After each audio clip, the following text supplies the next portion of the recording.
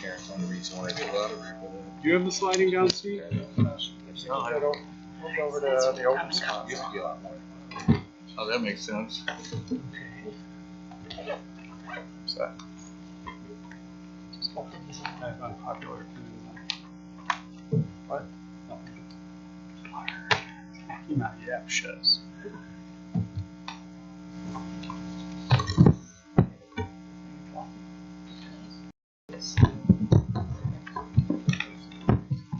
Oh, there's Will. Make sure this is working. Is that good?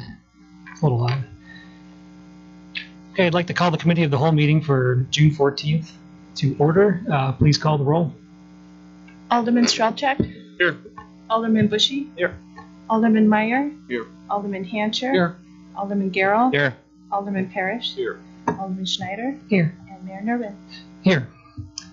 First up is approval of the minutes from May 10th. Is there a approval? Motion? Second. And a second. Any comments, corrections? Hearing none, all those in favor, please say aye. Aye. Aye. Minutes are approved. Next up, discussion item, the review of the draft strategic plan. Please take it away, Mr. City Administrator. Thank you, Mayor, members of the Committee of the Whole. Tonight, we're here to talk about the draft strategic plan that has been put together over the last number of months here in the first part of 2022. Just stepping back for a moment, this process actually began almost 2 years ago when the council wisely allocated $10,000 for the development of the city's first ever strategic plan as part of the 2021 fiscal year budget development process. Going forward, the process got going in earnest middle of last year when an RFP was distributed and we evaluated a number of proposals received. Ultimately, we landed with S-Brand Solutions out of Fort Collins, Colorado, to help us develop the strategic plan. To my right is Cheryl Trent, S-Brand's principal, who was with us in person back in February at the North Shore Country Club as we engaged in a one-day retreat amongst senior staff and members of the council to develop the key tenets and focus areas that are comprised in the plan. Cheryl's going to walk us through a couple of slides here this evening as part of our working session tonight, and then open it up for comments and questions and feedback from the council. Our plan ultimately is to refine this document such that we're able to bring it back maybe as early as next month or thereafter for final adoption, formal adoption rather, by the Common Council as we head into budget development for fiscal year 2023. So with that, Cheryl, if you want to pull up the mic, I'll turn it over to you.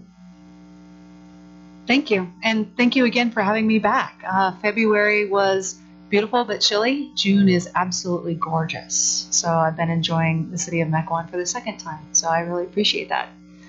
As Mr. Jones said, what I want to do is have an opportunity tonight to remind you of the process that we use to create what you have in front of you tonight, walk you through your strategic plan, make any changes, take any direction that you might have for me this evening, and then return a final plan for your consideration for adoption at a date of your choosing. So it may take some time tonight to walk you through this, but my goal is to do it in the next 20 to 30 minutes. If you have any questions at all, please do interrupt me at any time. Ask for more definitions or more details. I'm happy to provide them. But as you recall, a strategic plan really tries to answer 4 critical questions.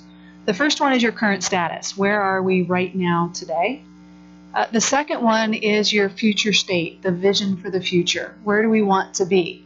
Because as you know, if you know where you are and where you want to be, then we can answer the question of how do we get there? The final question that's most important is how will we know when we've been successful? What are those outcomes that you are trying to achieve for the city, for the community, that we can turn and say, yes, we've been successful at this achievement. What's our next achievement that we want to accomplish? It's critical for me to stress that this is a living document. This plan will never be perfect, and the great thing about that is it's because it will always be improved. It's always being continuously worked on. So I want to take a moment and recognize the staff. Many of them are sitting behind me, which makes me a little nervous. But I want to recognize the staff for all their hard work and effort. They've taken the work that we did in February in the retreat, and they've talked about it, and they've met about it, and they've improved it, and they've made it better and better and better. And that's an iterative process. This plan is never going to be perfect. Hopefully it will always be a work in progress, because that's the design. It's designed to be a living document and a tool. So as Mr. Jones mentioned to you, we started quite some time ago. It was a full 9-month process to get here today. And I love the fact that that was so deliberative and so thoughtful, because this is the foundation upon which you'll continue to build to make the plan better. You could look at this plan and you might say to yourself, oh gosh, we might be missing a key performance indicator, and that's okay. That might take a little time. As a matter of fact, key performance indicators often take years to develop truly significant, important measures. But over this 9-month process, we took 4 separate phases. This is the tail end of phase 4, hopefully prepping this document for your adoption. The first phase was all about gathering information, research data. You remember the surveys and the interviews, reading your documents, doing research that I could on the city and your operations. The second phase was really more about the opportunity to sit down and have those more in-depth discussions with both your team and you all as we went through the process. And then we had our retreat. And our retreat was quite a bit of fun for me. I hope it was for you as well, but it was also a lot of hard work. In the sense that that retreat itself gave us the core content. It gave us your direction as alder people as to what were most important priorities, what your key focus areas were, what your vision and your mission were, and how do we take that now and translate that into something that's measurable and progress related. Please. So if you think about all of this information that goes into a strategic plan, I look at it a bit like a funnel. The document we're talking about tonight is in fact your strategic plan. And when we get there, I'll explain a little bit more about my concept behind that document. The secondary complementary piece to that plan is what we call an implementation plan. That's the nuts and bolts, the tactics, the operations. That's where your subject matter experts are going to take the direction, the policy level direction that you've given in the plan and make it happen. Boots in the road. So you can see this funnel is leading down to the implementation plan. Please. The key components in your plan. I'm going to touch lightly on this. You have a vision statement. That vision statement, as you recall, is this future for Mequon. It's supposed to be and it is. It's very aspirational. It might be something that you look at and say, gosh, how are we going to do this? But I really, really like it, but how are we going to do it? So that's your vision statement. It guides everything that your team does because we're trying to work toward that as an accomplishment. It's consistently something you're working for because it is so aspirational. The mission statement is much more the purpose of this city. What is the purpose of the city government of the city of Mequon? What do you do? And sometimes this can sound a little boring. I don't think it's boring, but I've heard that before because it's really designed to be very straightforward, very just here you are, here it is. And then next, you created key focus areas. These are the areas that are most important for the city to focus on to be successful. This plan is a 2022 to 2025 plan, and let me tell you, as I sit here today, many of the things that we talked about back in February are either well underway or already deeply in the progress. So this plan hasn't been sitting around waiting for your approval. Given your direction back in February, it was clear, it was concise. The team has taken that and already made lots of progress and strides. But these 5 key focus areas, they're arranged alphabetically. I'm not great at the alphabet, so I'm going to say I think they're arranged alphabetically. Capital improvements, customer service, financial stewardship, public safety, and quality of life. The plan goes into far more detail, so when I walk you through the plan, we'll do that. Those, I should say, are the key components of your strategic plan. So I want to just stop there and see if you need any other detail before I dive headfirst into the actual plan document. Would it be helpful to share any other information about the background or the process with y'all? Okay, then. Everyone good? Dive in.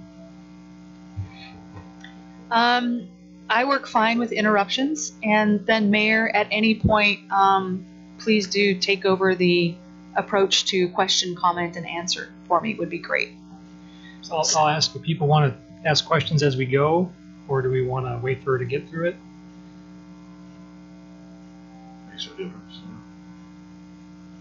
We'll see how it goes. We can wait to the end, potentially, not to interrupt. Just one quick statement, like where the rubber meets the road and how we analyze how to work through this is the most critical thing that I'll be listening for in this process, because I reviewed your plan and it's awesome. I think where the city sees challenges is that we have several of these type studies that we follow up on for a brief period of time. So I'm looking for, at some point, recommendations on like how we're going to assess this, you know, and kind of move forward. So that's what I'm watching for. If you could just think of that and comment when appropriate, I'd appreciate it. Thank you, Alderman. I appreciate that. Thank you. Take it away. Yeah, thank you. The way I look at your strategic plan, and then there's that complementary implementation plan that I'll set aside for just a few moments. Your strategic plan is a communication tool. It's also a way to very clearly state what your priorities are and what your focus is on for the coming future. And as you work with this plan and you make it yours, because really, I mean, I know you mentioned my plan, but this is really your plan. I crafted it based on all the information that I received. It's separated into several pages that give the background of Mequon. And there's a reason for that. That's to set the stage for where you are today, who you are as a city, so that people can then understand why you've created these key focus areas and these strategic goals, and even these SMART objectives and projects in these strategic goals. So it sets the tone.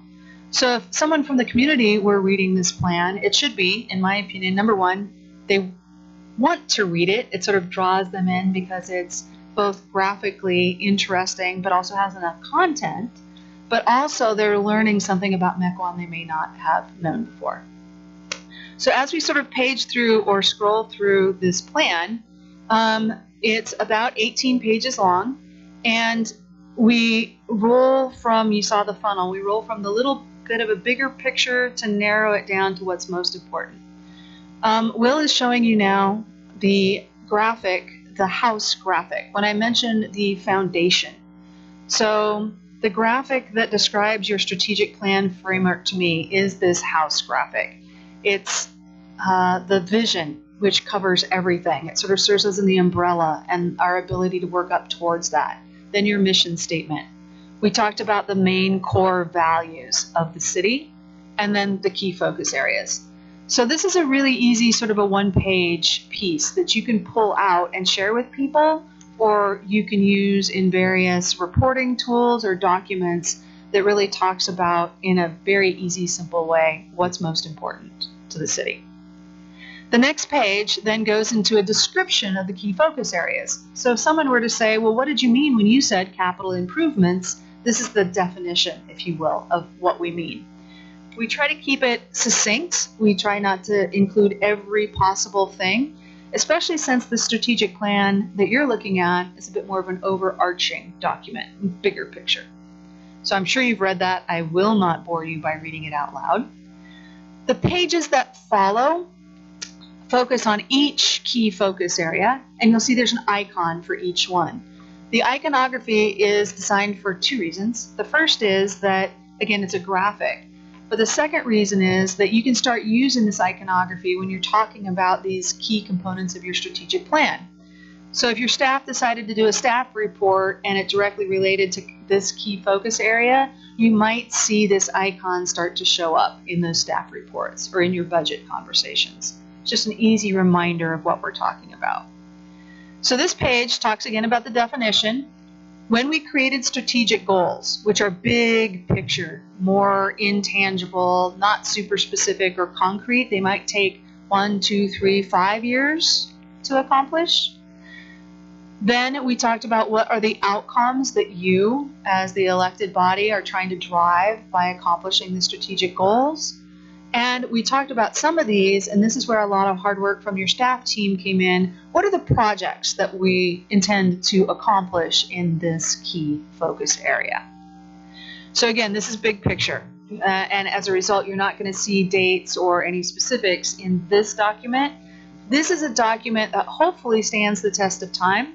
One of my recommendations is that you all, as an elected body, sit down with your staff at an annual conversation around this document to give that good feedback and direction. Are these still our most important key focus areas? Are these still the strategic goals that are going to make the biggest difference to our accomplishment? Are these still the outcomes? And are these still the projects that we feel are most important? Having that same sort of two-way communication we did in February, so the staff can ask you questions, get your context, and move through. So each page is set up in a very similar way. So again, I'm not going to read them all to you, but you've probably noticed that each page has the goals, the outcomes, and projects. I want to stop just really quickly and say some have 2 goals, some have 3 goals, some have more. That is not an indicator of importance. It's simply an indicator of the conversations that we had around the goals. So don't think because one area might have 2 goals, it's less important than one that has 3 goals. That's where I'm headed with that. So as we move through the rest of the key focus areas, all 5 of them are laid out there. This gives your policy level direction to the staff. This is what you think is the most important things that the staff should be focused on. And the staff participated fully in this, which is, I want to thank you for allowing that to happen, because that gives them that opportunity to hear directly from you. The rest of the document continues to go through a few more important areas. So after you hit your quality of life, which is, I believe, your last key focus area, it starts to talk about some additional components of your strategic plan. I believe the next page is adaptive strategies, and we talked a little bit about that. These are the strategies that are cross-cutting. They're the common storyline in any situation. They allow you to be adaptable, they allow you to pivot. So no matter what happens, you can help that area with technology investments, with infrastructure investments, by being competitive in your compensation, and by having your fiscal stability. So these are cross-cutting adaptive strategies you can use to pivot no matter what comes your way, regardless of what kind of crisis or situation faces you. Please go right ahead. So one thing that's important, I think, is to recognize that you have some advantages, some really significant advantages, and you also have challenges that are unique to you, but other individuals or cities or communities may be facing these same challenges as well. It is good to lay them out so that, again, somebody that's reading your strategic plan knows that you took these into consideration in the crafting of the plan. And then the final several pages of your plan talk about something that's important that you just brought up, Alderman, which is it is important, if you want to make this a living document, that this group consistently takes a look at the plan. I already mentioned an annual process. I do know that your team is committed to a regular reporting process to this body about the details. What exactly are we doing? By when are we doing it? Who's doing it? Where are we? What's going on? And I know your team already does this for you. Regular report out documents and conversations at your meetings. This will now, if you do approve this plan, this will now include this strategic plan as a very specific part of it. And then the last final pages talk about the fact that the council is committed, the Common Council is committed to making this a living document, integrating it over time, and I'm using over time specifically, into your budget, integrating it with your master plans, talking about key performance measures and indicators over time. This is your very first inaugural plan. I happen to think it's amazing, but I also know that there's a lot more that you could do to make it robust, to make it meaningful, to make it more contextual and more detailed. And I have often seen, just to set some expectations, great key performance indicators often take a year. I've seen 3 years, because you really want to be thoughtful about it. You want to measure what matters. You want to measure something that's going to actually deliver the outcomes. And that can take a while. I believe in getting a start and putting some in place, but knowing that those are working measurements so that you can talk about how well they're doing for you. And sometimes the measurement doesn't exist today. Sometimes it takes 2 or 3 years to create the data that backs up the measurement that really makes a difference. So that is your strategic plan. There's an acknowledgements page and then a final page. I do want to talk briefly about my recommendations, but perhaps, Mayor, this might be a good time to ask. I agree. Let's get into some questions. I just have a couple comments. I appreciate all the hard work that went in, not only on your part, but staff and everyone's to create this. It's a necessary project. I did want to make a few comments, though, about that are a little specific. Under key focus areas financial, one of the top project is grow fund balance, which I think is something that needs to be tweaked into a range of percentages or some. I don't think it's realistic to expect us to grow the fund balance every year with no idea of when we've done it enough. I think having a fund balance of 10% to 15% or something that's a target would be much more effective as a project. Then the other thing I'm mentioning is under quality of life. And this is something that I just think might cause consternation or misunderstanding for the public, and that's why I'm raising it.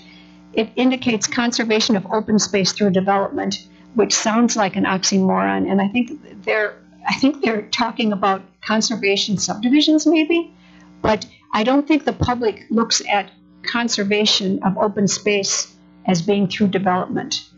So I'm wondering if there's a way to maybe phrase that so that it's a little more clear of what that means. Definitely. I remember I brought that up. As we get development, we get funds for park and open space. And it was in the meeting that I brought up that we look at how to attain funds from development to set aside funds in a process to make sure that our parks are not only continuing to be enhanced, but have the opportunity to grow. As you see a community that continues to grow, it can either feel urban or it can feel like a space that you'd want to go to and work, play, live, raise a family. And all of those other things go into that, and that's what that statement meant. Thanks. I misread it myself. I didn't know. I thought it was referring to the way that we're designing subdivisions, not with open space as a component. So I think that element needs to be clarified so that people understand what it meant. We will wordsmith that more appropriately. Thank you. Mayor, would it be possible to go topic by topic, just so? I think that, let me back up to the first one. I was about to dive into that same line of thinking. Then we can get all the comments on one topic. Was the first one. It was capital improvements. Start with capital improvements.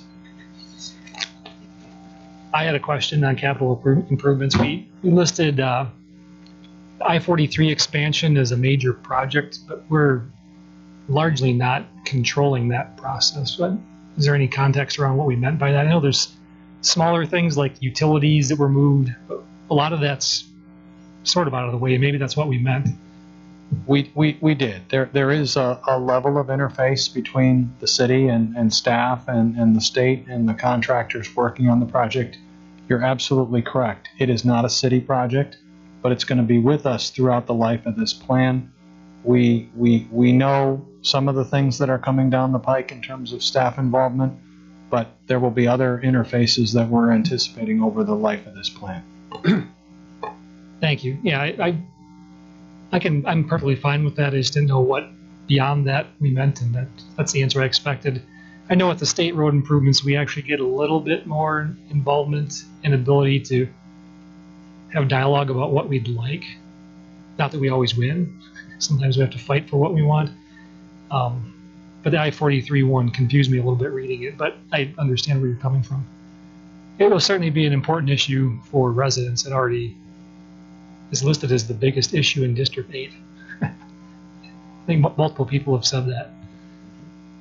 Anyone else? Alderman Meyer? Thank you for all your hard work, by the way, and city staff for their participation.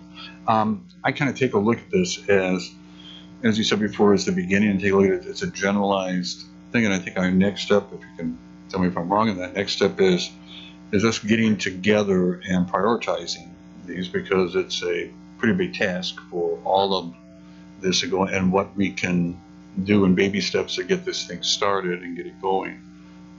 If we sit down and do that, go at each one of the focus areas and say, okay, this is going to be number one for us, this is going to be number two for us, and then we can, at that step, once we decide on that, then we can start allocating some of that to different departments and saying, here's where you, or different committees that we have that would be associated with that, to start that preliminary work on this stuff, and then give reports back to the Common Council on that and how those individual things are moving along.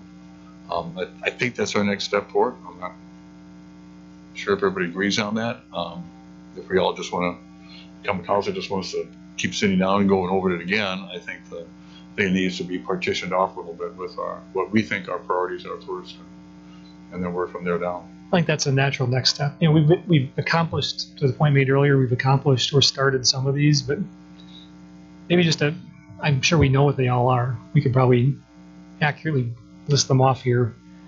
Maybe a short summary on what's done, what's been started. Maybe we got to talk about what's next. The things that are already in progress are going to keep going. But Alderman Strelchik. So I guess my question for the team here is, you were an outstanding resource for varying opinions and personalities in that meeting, and you were a great liaison to help us just kind of calm everything down and just talk through it and prioritize it. Is there anything that your firm offers for a next step? Maybe not getting into deep detail, but just kind of sharing what, if anything, you offer to help us with that next step in prioritization. And then I would throw it back to the council for discussion on, do we want to talk about and entertain? I think we're going to need help. Like, bringing up a motorcycle analogy, where the rubber meets the road is your most critical space, right? Getting this prioritized and getting a consensus amongst council with such strong and diverse thoughts, we're very collaborative, but I think we're going to need help. So the question goes to you first and then goes to the council next. Do you offer anything? You saw me give your manager the eyeball. It's sort of an awkward question. I appreciate it very much. Thank you. That's very kind of you. Yes, absolutely. I think potentially if I would make a recommendation, if the council does want to pursue some conversation around prioritization again, that we do have maybe like a 4-hour session where we get back together. I would work heavily with your staff prior to that, and we would come in with some conversations that allowed some more detailed reporting by the staff, so you would know the details behind some of the bigger picture. You could see that, and that you could give us your prioritization, not just within each KFA, but across all 5 KFAs, because not everything can be a priority. There has to be a successive layering of priorities within that. So if that makes sense. I do really appreciate it. Thank you very much. I had a wonderful time working with you. So We'll pick a nice weather day for you to come back if it turns into one. perfect. We may need help. I think we should try first. Not saying we don't need her help, but I was going to just jump in and add to Ms. Trent's earlier point about monitoring and reporting, assuming there's concurrence with the draft plan as presented, and the council adopts it next month in July, staff could be back before you in the next quarter, presumably in the September-October timeframe, with a draft implementation plan that the council could review, discuss, and provide additional feedback on. That would be potentially during one of these committee of the whole workshop sessions before a regular council meeting. And As I think of timeline, we haven't adopted it yet. We got to adopt it, and then to the administrator's point, we have to have an implementation plan that can help form some of the prioritization. It'll happen at the same time as budget season too. Maybe that's fortuitous. Yeah. And by the time we sift through all that, we'll be ready for I think there was a recommendation on doing an annual retreat. We'll almost be ready for the 1-year anniversary of the strategic planning session. So I think we'll know a lot better what kind of help we'll need by then. At least that's my sense. Are there any more comments in general, or do we want to keep on going through the key performance areas? And maybe we can wrap it up with a little bit of next steps. Just in the interest of keeping this moving, I want to dedicate considerable time to this in the committee of the whole tonight, and we've got plenty of time left. I don't want to let the sand of the hourglass slip through our fingers here. I think the next one was customer service. Does anyone have any comments on customer service? I thought this was pretty a good one. Alderman Parrish. Yeah, welcome back, Ms. Trent. Very pleased with the report. A couple more changes. So as it relates to customer service, in the first paragraph, really feels like this is focused on staff providing customer service. And I wanted to suggest that we extend that to the other elected officials and participants on, boards, essentially providing customer service to the public and other stakeholders. Under projects, possibly outcomes, I wanted to suggest that we have ongoing staff training, cross-training, and new staff onboarding processes. And I'm trying to get at, employee retention with that, deal with turnover in staff, increase employee satisfaction by having them hit the ground running. So that would be my suggestion here. I think Will and I are both taking notes, so hopefully between the two of us, we'll have captured it accurately. Excellent comments. Thank you, Alderman Parrish. Thank you. Alderman Boucher. Just a quick comment. First, very nice to meet you in person. Thank you for managing long distance a few months ago. Well put together, and specific to this, I'm just wondering if at some point this seems like it has a great opportunity to become one of those future key performance indicators as far as being able to measure the customer satisfaction of when individuals come to City Hall or vice versa, going out for whatever needs are out there.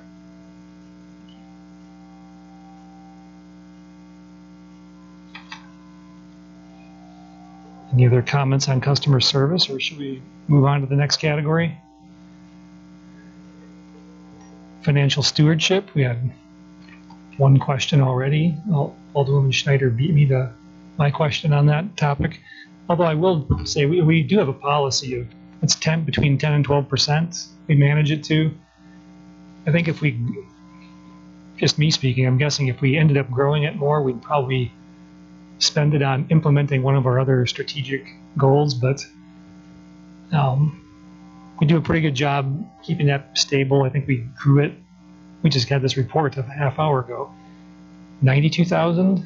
We grew it last year, so I'm guessing that'll get consumed somewhere in the budgeting process like it normally does. But it's one of those, the fund balance. The funds go to sit. You don't want them just sitting there not doing anything. It's the people's money, so it's growing. It's maybe good if we're doing something with it, but then you're really not growing it. You're accomplishing other stuff with it.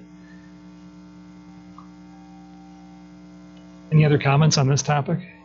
This is one that's important to everyone I know. If that's the only comment you got, you did very well.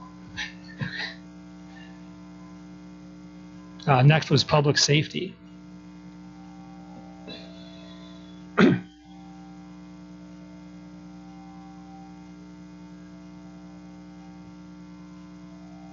No comments? As Ms. Trent mentioned, a couple of these projects are already underway. The Mequon Thiensville Fire Department merger, and police accreditation are both coming to fruition here in 2022. And some of the city facility security enhancements are also in development as well. So a number of these projects and across all of the key focus areas, many are already underway. Agreed. That's encouraging to see. No comments on, we got one on public safety? Alderman Hancher. Yeah, I just have a comment. When we going back a little bit on customer service, does that also include the police and fire, making sure that they're making sure that they're being received well too, right? Is that part of that? Or for customer service? I think we can make it part of it. Yes. I would like to see police and fire and those services too, also included. I believe the intent was to apply it to your entire workforce. Yeah, But maybe you want some special, a special, it could be special, Okay. something more particular for the police. thank you. For to the the residents, do they feel police and fire are supportive and they get their response because they deal with them quite often. So We can definitely work that into the draft implementation plan that'll be back before you going forward. Thank you. Alderman Giro. Yeah, since we backtracked back to customer service, I had a thought afterwards, after we moved on. Maybe it's a good idea to get some type of a feedback in how well it's doing, like feedback from residents, it's like a card when they come into the office, leave your thoughts, leave your comments, your feedback, or it's a great way to know ongoing how well we're doing. Thank you. Got it. Alderman Parrish. Thank you. Taking back onto my two colleagues here, back to public safety though. I had under outcomes active interaction and engagement with the public, essentially between our fire and EMS and the public. So I feel like that ties in directly to what Alderman Giro and Alderman Hancher just said as far as customer service in those areas. And then as it relates to the project, I find the reference to new satellite fire station, it's a bit confusing. We do have an RFP out for the Eastside Fire Station. I don't know if that's what we mean here. And it is a really, that is to be determined by the Softy Fire Department Board. And so if we're saying that this is our goal, is our common council. So I think it's really what we're looking for is clarity soon on facility locations for fire and EMS. Thank you. I can add a little bit of background to that one. I think that this is the East Side Fire Station. I think it's universally recognized. It's not working. It flooded recently, again. And while I think the facilities location discussion is up in the air with the new Southern Ozaki Fire and EMS service, I think the general consensus is that location's actually okay, just the building isn't. So maybe just the wording and the bullet point thing. Yeah, I think that's one that's been on our radar screen for a while. It's just kind of we've maybe outgrown the facility, or maybe it was never the best to begin with, and we'd very much like to improve it. But you're right; it's going to have to get worked out in the context of the new fire and EMS service. But I think it's right as of now, it's still a city asset. It hasn't been combined yet. We'll make another run at the wording on that. Yeah. Thank you.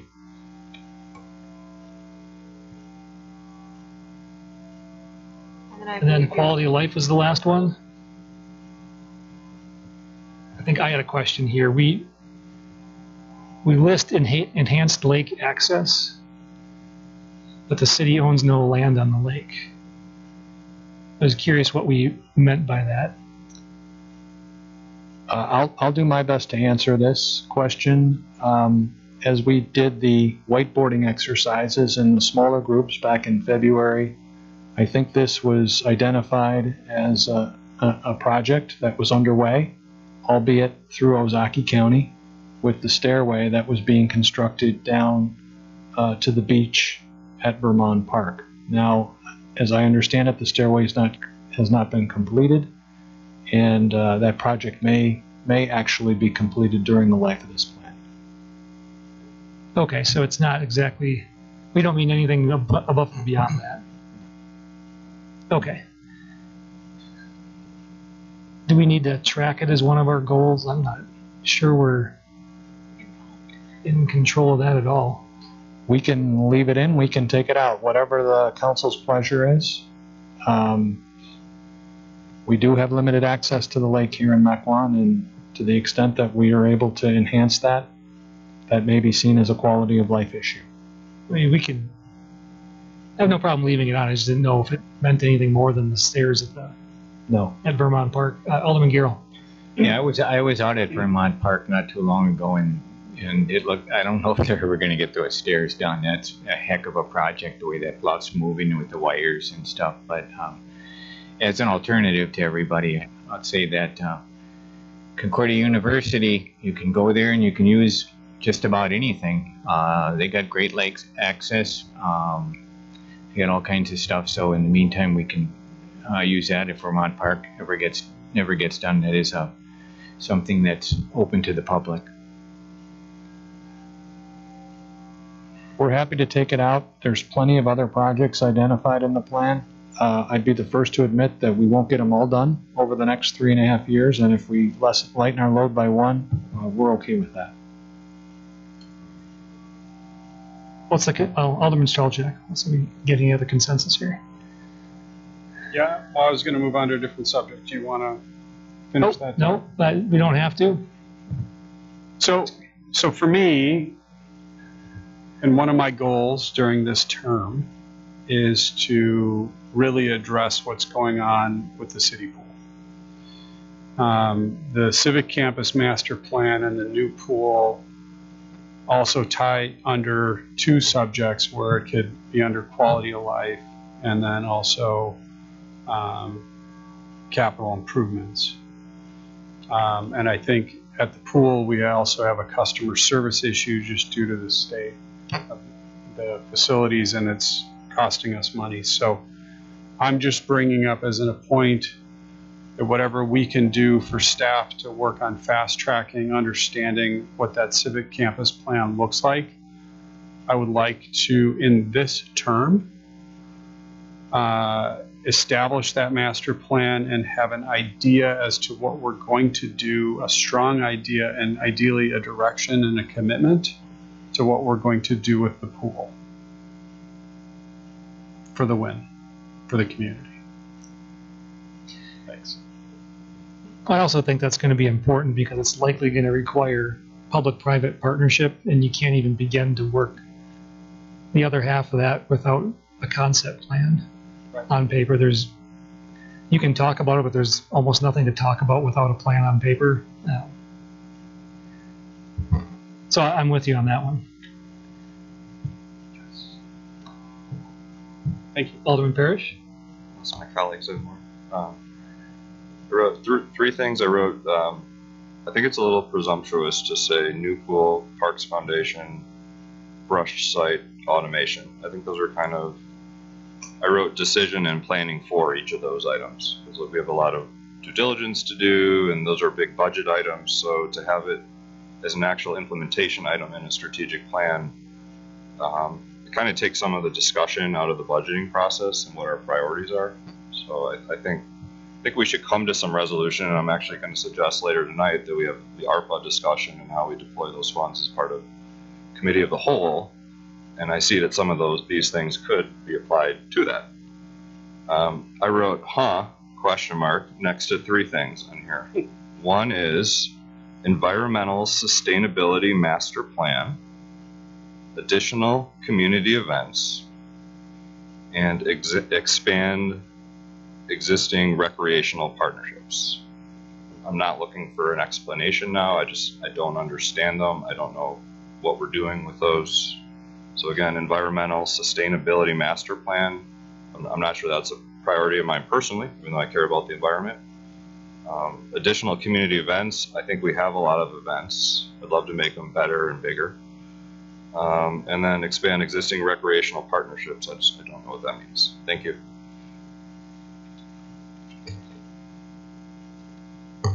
I can comment on all three. I would, well, I think one of the ones on the additional community events, the festivals committee has endeavored for a long time to maybe entertain a third event if they can get a stronger committee and more momentum.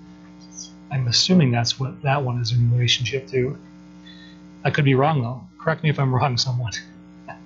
I think it's fair to ask expanding existing recreational partnerships. You want just a 15-second response? Sure. I know what that was. Alderman Stralchek has the answer. Yep. Expanding existing recreational partnerships was the discussion where, as we have baseball facilities and we have lacrosse facilities and we have soccer facilities that we want to grow within the community, how do we approach that partnership with these different interested groups? Pickleball's, high on the list with that. So what we need to work on is that funding mechanism, that partnership to raise money for things that people want to see in the community, that we see as a vision for how our community should grow recreationally. That's what that one was. The environmental sustainability master plan, we just don't have anything on the books. Prior to me moving my business back from Menominee Falls, they had a certain amount of wattage per square foot that they required. They had a certain amount of green requirements in building for commercial buildings, and I haven't seen anything that we've really kind of pushed through for that. So that was an item that I brought up at the meeting, just to review and understand what our policy would be on that and try to be good environmental stewards without making the building process unbearable with that. And then the third one, which was the third one that you had? Additional events. Yeah, the additional community events. I really want to see a fall chili cook-off, and I'd love it to go district to district, and I will throw District 1 with our land mass against everybody here in a chili cook-off challenge, and I will make appropriate elected official bets and have fun with it, whether it be lap swimming for fundraising in the pool or whatever it might be later. But yes, I'm all in for additional events. And I agree with what Mayor Nurbin stated, that the festivals committee is pretty well tapped as far as their ability with the volunteer resources. So again, I'll just kind of reiterate what he started mentioning, but we could maybe just mention again that, if there's any volunteers that really want to give back to the community, that festivals committee is a great place to volunteer your time, and really everything that people do generates a sense of community within our neighborhood. Our Festivals and parks are in need of yes. a couple of appointments to fill up the roster. Yes, sir. Certainly. Alderman Boucher. Just a quick follow-up. I was thinking about the interurban trail across St. Mequon Road to be on here, but hopefully that'll be something accomplished this fall, so it wouldn't be necessary.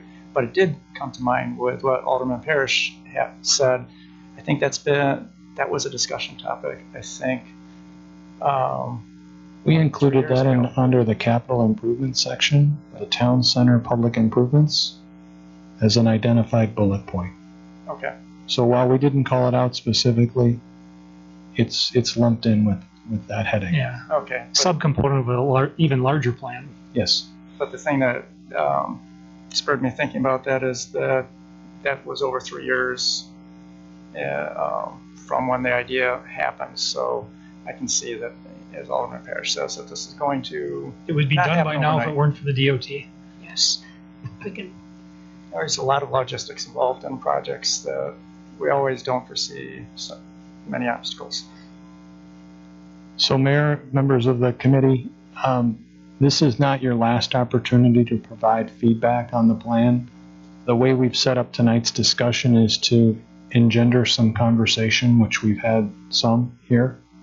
and to also provide you with an additional opportunity to think about and contemplate any other suggestions or tweaks that you would like to offer up before our meeting next July. And assuming there's a nod of the heads around the rostrum, or the dais rather, to move this forward and place it on the agenda next month, staff would respectfully suggest that you get any further comments back to us by June 30th.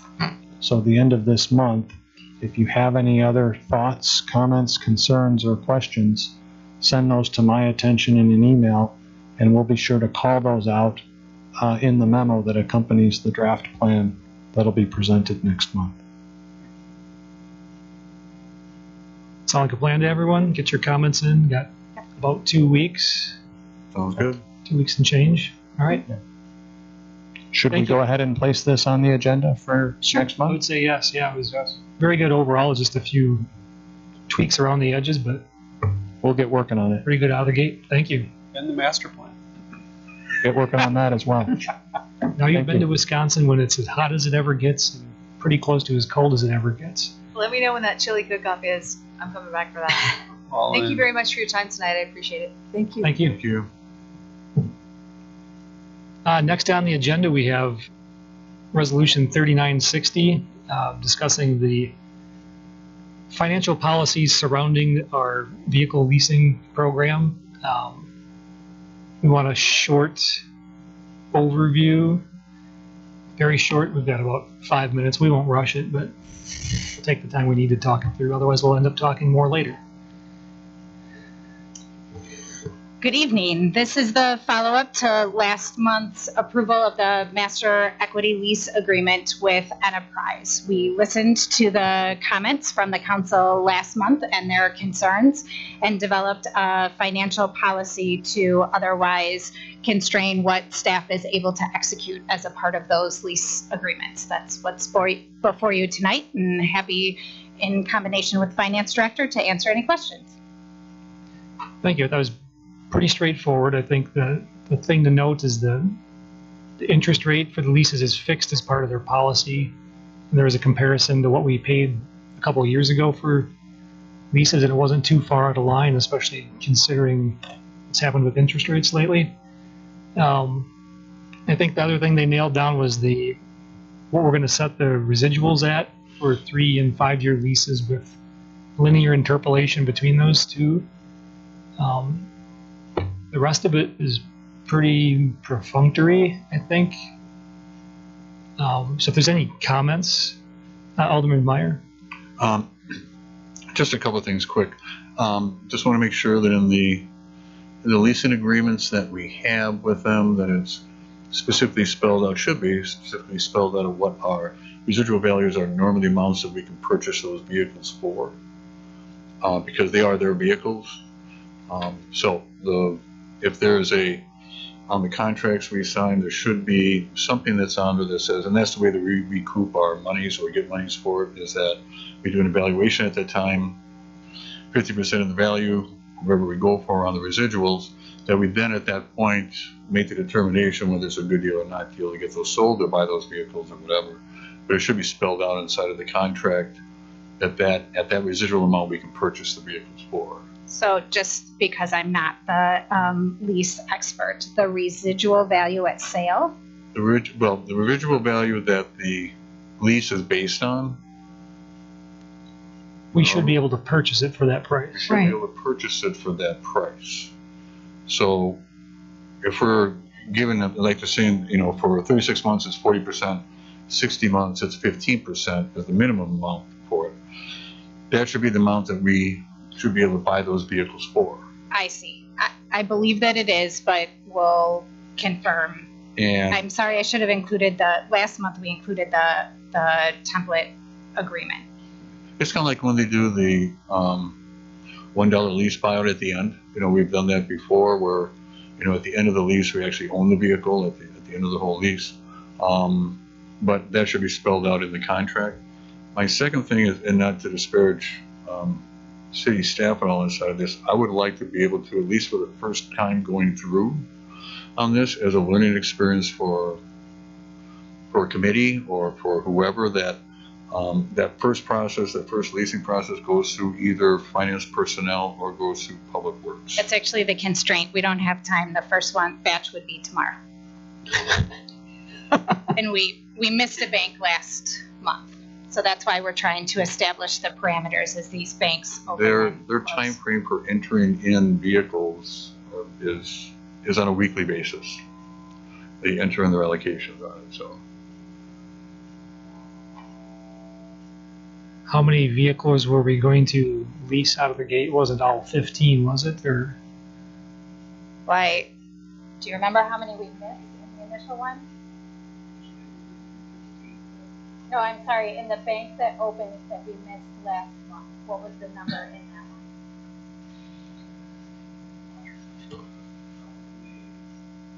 one? Correct. I guess the downside is we were planning on probably doing something tomorrow, but if we wait another month, interest rates might go up more. So there's a bit of a two-edged sword here. Would we want, I think the purpose of the policy was to be able to move with less need for a meeting. Is a report out how it went? It can't go outside of the parameters Correct. of the policy, or they can't move forward at all. Which was the purpose of having the policy, to enable staff to be more nimble without having to come back. So if it's within the policy, do we want to report out, or do we want to, are you suggesting we wait to see all the contracts? I'm not suggesting to wait on the policy. I'm just suggesting On the leasing. On the leasing. The first time through that you go through, I mean, I don't know of anybody that's a master in leasing stuff at the city staff level, and we're going to be relying everything on enterprise to do that, correct? Well, there is an open-ended equity lease agreement that was a part of last month's packet that was otherwise approved. These parameters would just fill in those blanks. It's just numbers that otherwise populate that document that was a part of the submittal last month. And so that's what we're trying to establish with these policies, is the restrictions on those numbers that would otherwise be populated in that agreement.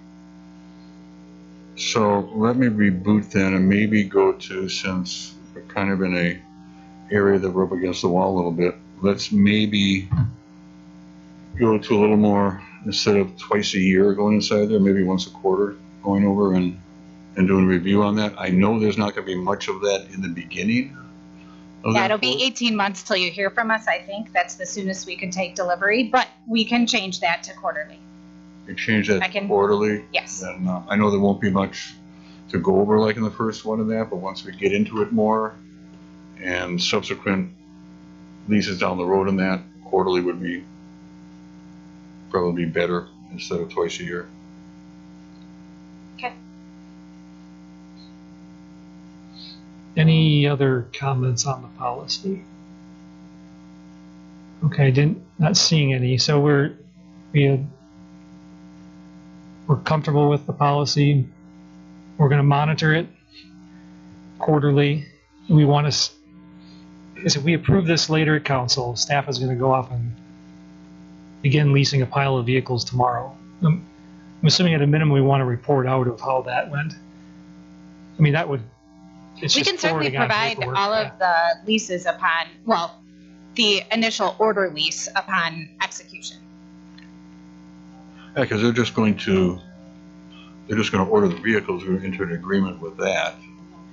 Yeah. Correct. So initially, we're going to agree to the terms. Obviously, that's just for the order, and then on delivery, we'll sign the further indication based on. And that lease agreement, then it locks in the interest and locks in that during that period of time, from our time till the ordering time comes in. Yes.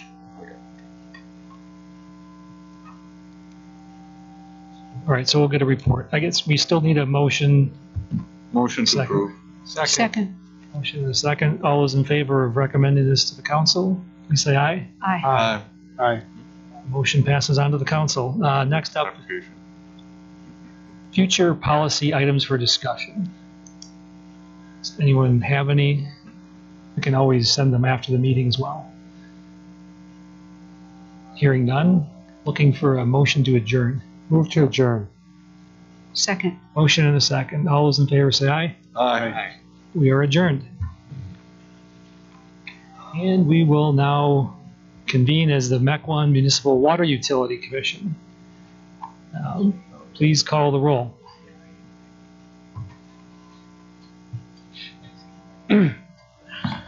Commissioner Strelchuk? Here. Commissioner Bushy? Here. Commissioner Meyer? Here. Commissioner Hancher? Here. Commissioner Giro? Here. Commissioner Parrish? Here. Commissioner Schneider? Here. Commissioner Nurbin? Here. First up is to approve the minutes from May 10th. Is there a Move motion? approval. Motion. Second. Motion a second. Any comments, corrections, gripes? Aye. Hearing none, all those in favor of approving the minutes, please say aye. Aye. Minutes are approved. Next up, discussion and possible action. The first up is the exemption request to the water connection policy for Homestead High School. Does anyone need any explanation on this item? They want to connect the water. They don't want to extend the pipe all the way to the end of the lot line, which we don't want them to do either, because then we have to flush it regularly and maintain it. Is there a motion? I move to exempt them from the water connection policy. So move approval. Motion to approve. The second. Any further discussion? Hearing none, all those in favor, please say aye. Aye. And that motion passes. Next is a request from River Hills for municipal water service. Maybe a brief report summarizing what's in the staff packet. Thank you. This is a follow-up to the previous discussion where the commissioners asked a number of questions about the terms for a potential service connection to River Hills. In the packet, we included a good amount of those answers, which includes an alternatives analysis for the means of connection, the fiscal analysis in terms of the rate of return, both for the residential development alone and it connected with University School Milwaukee. The packet also includes a letter of interest from the University of School Milwaukee and a list of staff recommendations. We're here this evening to understand if the commission wants to continue the discussion about potential connection to River Hills, and if so, what additional information or terms and conditions should be placed on that potential connection. Thank you. So you may remember this was before us 6 months ago, roughly.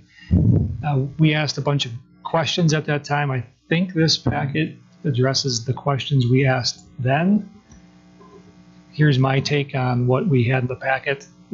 The connection makes no sense if University School is not included. I think it becomes financially upside down on the long-term maintenance aspect, but with University School in the project, it is more than made whole over the life of the development, at least given the numbers and the preliminary estimates here.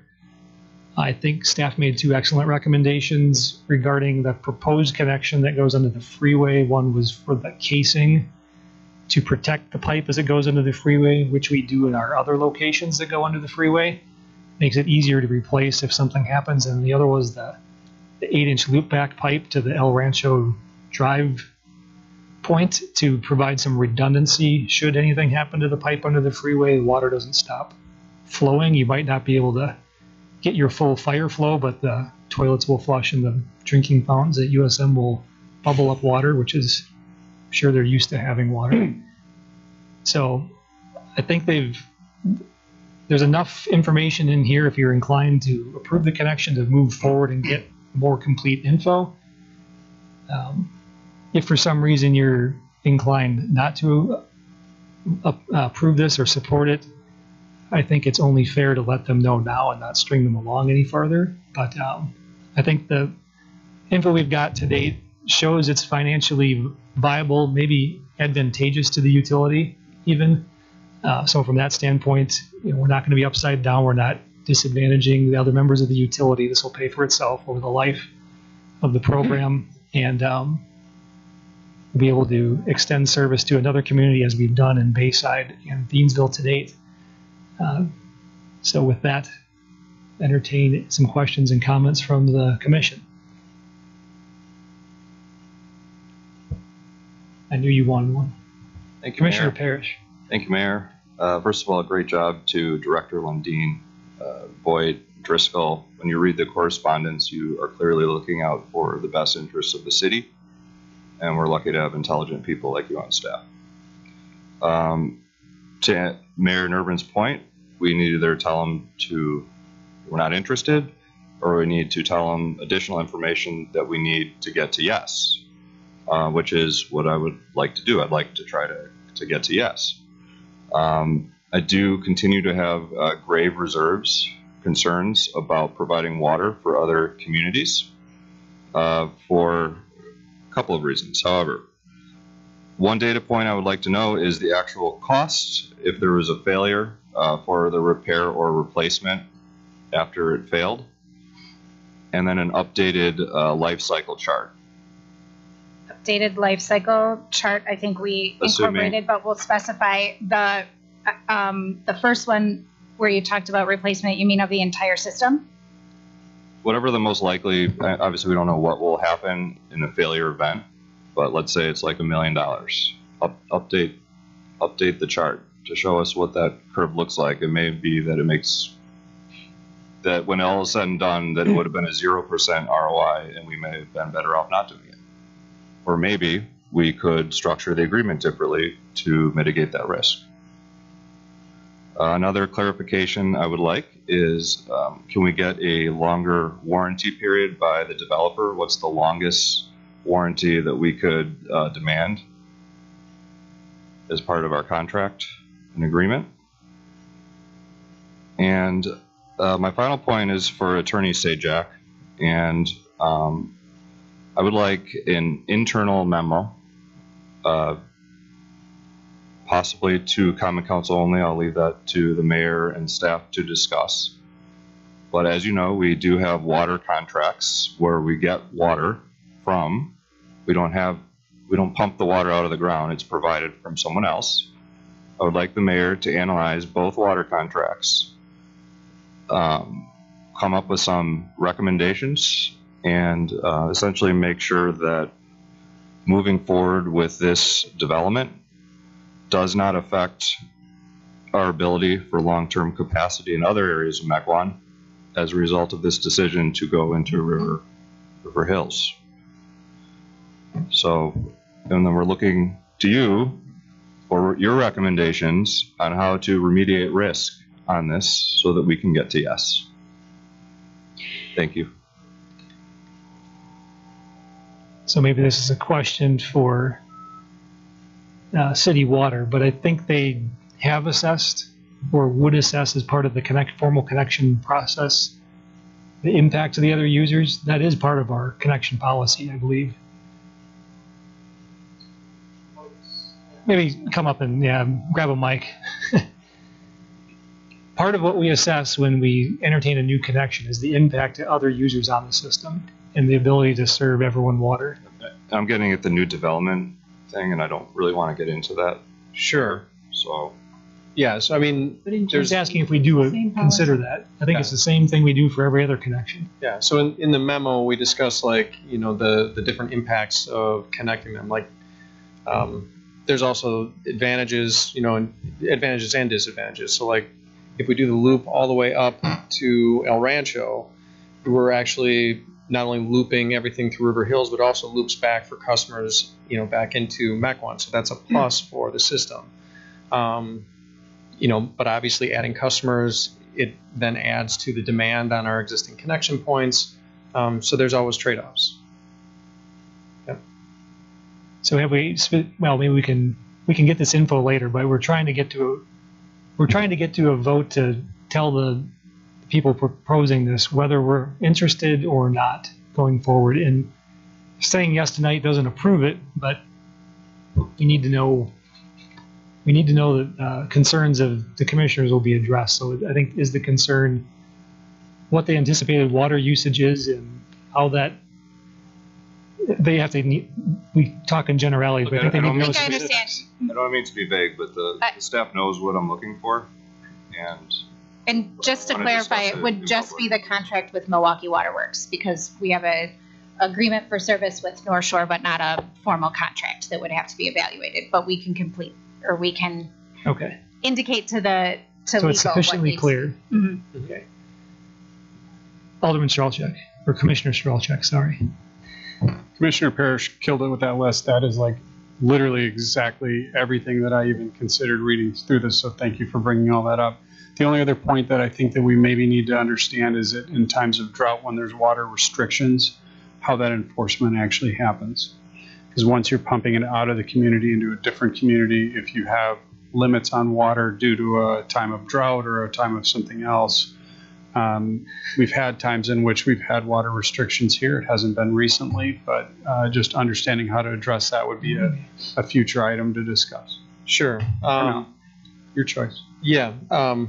Neither Milwaukee Waterworks nor North Shore Water Commission have ever had watering restrictions. Thankfully, their water source is Lake Michigan, where there's 4 quadrillion gallons of water out there. So most of the watering restrictions at municipalities are due to them being on a community or a municipal well where the aquifer can't handle the demand of, like watering in the summertime. But thankfully, the treated Lake Michigan water source, we don't have watering restrictions. Okay. Bad memories of being a kid. Yeah. Well, when this was all on, we had them back then. yes. I think in the 80s and stuff. Yep. Any other questions we would like addressed by the time this would eventually come back for a formal yes, no action? If that's it, I think we know, but we needed, Alderman Meyer. Yeah, I just want to make sure that it's important to me also the fact that if we go with this, is there going to reduce capacity for expansion for us? As with Alderman Parrish had mentioned. Sure. You don't have to answer that now, just when. Okay. Just, give me an answer when we bring this up again. Yep. Any other questions? Yeah, I think we're going to, if we give this couple more seconds for more questions, just to make sure we captured them all. And then I'm going to ask for a show of hands who's comfortable moving to the next step. This isn't saying we'll say yes someday, but we better be darn sure if we get our questions answered that we're ready to say yes and not string them along. They're going to spend, I would assume, hundreds of thousands of dollars to get the plans the rest of the way, maybe. Certainly several tens of thousands. So are there any more questions from the commission? If not, show of hands who's comfortable going to the next step and entertaining this at a future date with, I'm assuming, staff recommendations incorporated and some of these questions addressed. I'll start by raising my hand. Everyone, looks like we have overwhelming majority at the time. So it gives you an indication. I think there's a little bit of work left to do, but I think the report was very helpful and helped center things and at least address the questions to date. So thank you. I think that's it. Is there a motion to adjourn? Move to adjourn. Motion and a second. All those in favor, please say aye. Aye. We're adjourned. We will now meet as the Sewer Utility District Commission. I think we can let the roll call reflect that the same people who were here 15 minutes ago are still here. With that, we have the minutes from May 10th before us for approval. Move approval. Second. Motion and a second. Any comments or corrections to the minutes? Hearing none, all those in favor, please say aye. Aye. Minutes are approved. First, we have Resolution 3958, a resolution authorizing the city staff to file the city's compliance maintenance annual report, the very popular and interesting CMAR report. Are there any questions on the report? Move approval. Okay, a motion and a second for approval. No more comments. All those in favor, please say aye. Aye. And the CMAR is approved to go to council and vote on it again. Resolution 3962, resolution authorizing award of a contract to design Tamerlane Drive Lift Station O capacity improvements to SEH of Sheboygan, Wisconsin in the amount of $46,960. Are there any questions about the design contract? I think we only got one bid. Yeah. Do we Right. think it's a reasonable price? I mean, others declined to bid because they were too busy, others didn't respond, and one qualified. Yeah, firm that's approved. correct, Mayor Nurbin. There was one proposal received. Staff followed the procurement policy, and we had requested proposals from 5 consultants that had previously done work for the city of Mequon. However, 3 had declined due to backlog of workload, and one firm was non-responsive. So staff has worked with SEH successfully on previous projects, and believe that this proposal will lead to another successful project.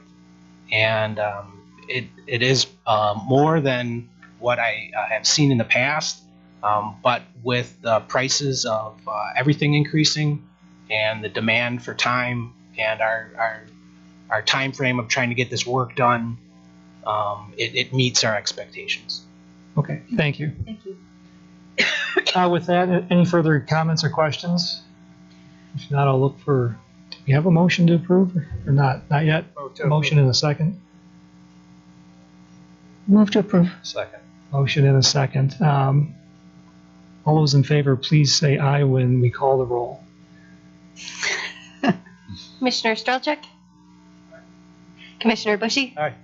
Commissioner Meyer? I'm reclusing myself on this. Commissioner Hancher? Aye. Commissioner Gill? Aye.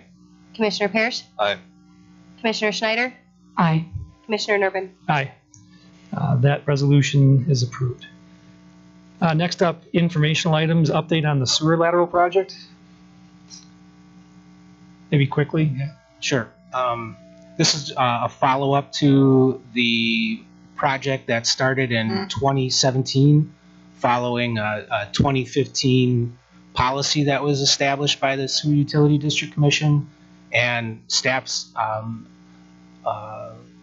glad to be able to present some of the numbers and statistics of the project here. In overall, there was over 85% participation. There was 47 parcels eligible and 40 participated. There was over 4,500 feet of cured in place pipe installed in building sewer laterals. There were 2 different areas where that was installed in. One was in a larger area in the Fieldwood Drive Lift Station G area, and then the other area was installed in the Lakeshore Drive Lift Station K area, which is a smaller area. And that area also had about 1,650 feet of sewer main lined.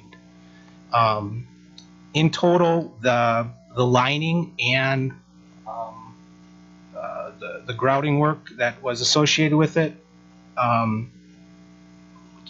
was over $500,000, and that had results of reducing the peak flows. So there's the base flow during dry weather compared to the wet weather, and in the smaller area, the peak flows were reduced from a ratio of 6-to-1 or 7-to-1 to 3-to-1. In addition, that area has become compliant, and there haven't been any DNR SSOs following that work. However, in the larger area, 55 acres was eligible for work. The larger drainage area, however, though there was 358 acres 408 parcels contributing to that. So the overflows have continued in that area. And there's continuous work on the system modeling where we're planning to address improvements in the future. So this lining project addressed the sanitary sewer overflows in that targeted area. However, the contractor did receive notice of defect, and we've received to date was a couple today. So it's eight responses accepting remedy of the work. So that work is planned to begin after the 4th of July. And the completion by the contractor we anticipate to be done by November 1st this year. So we had 34 end up with lining, and we'll be moving forward with that remedy work this summer. Thank you. Any questions from the commission? All right. Thank you for the update. I know we probably have forgotten about infiltration of the fresh water into our sewer system a little bit, but it's good to get a refresher on the progress we've made. With that, I think we're at the end of our agenda for the sewer commission. Looking for a motion. Motion to adjourn. Second. Motion and a second. All those in favor of adjourning, please say aye. Aye. We are adjourned. Does anyone need a short break, or are we good to go right into council? Take a 5-minute break. Let's take a 5-minute break. Sorry for everyone waiting, but it's been a marathon so far.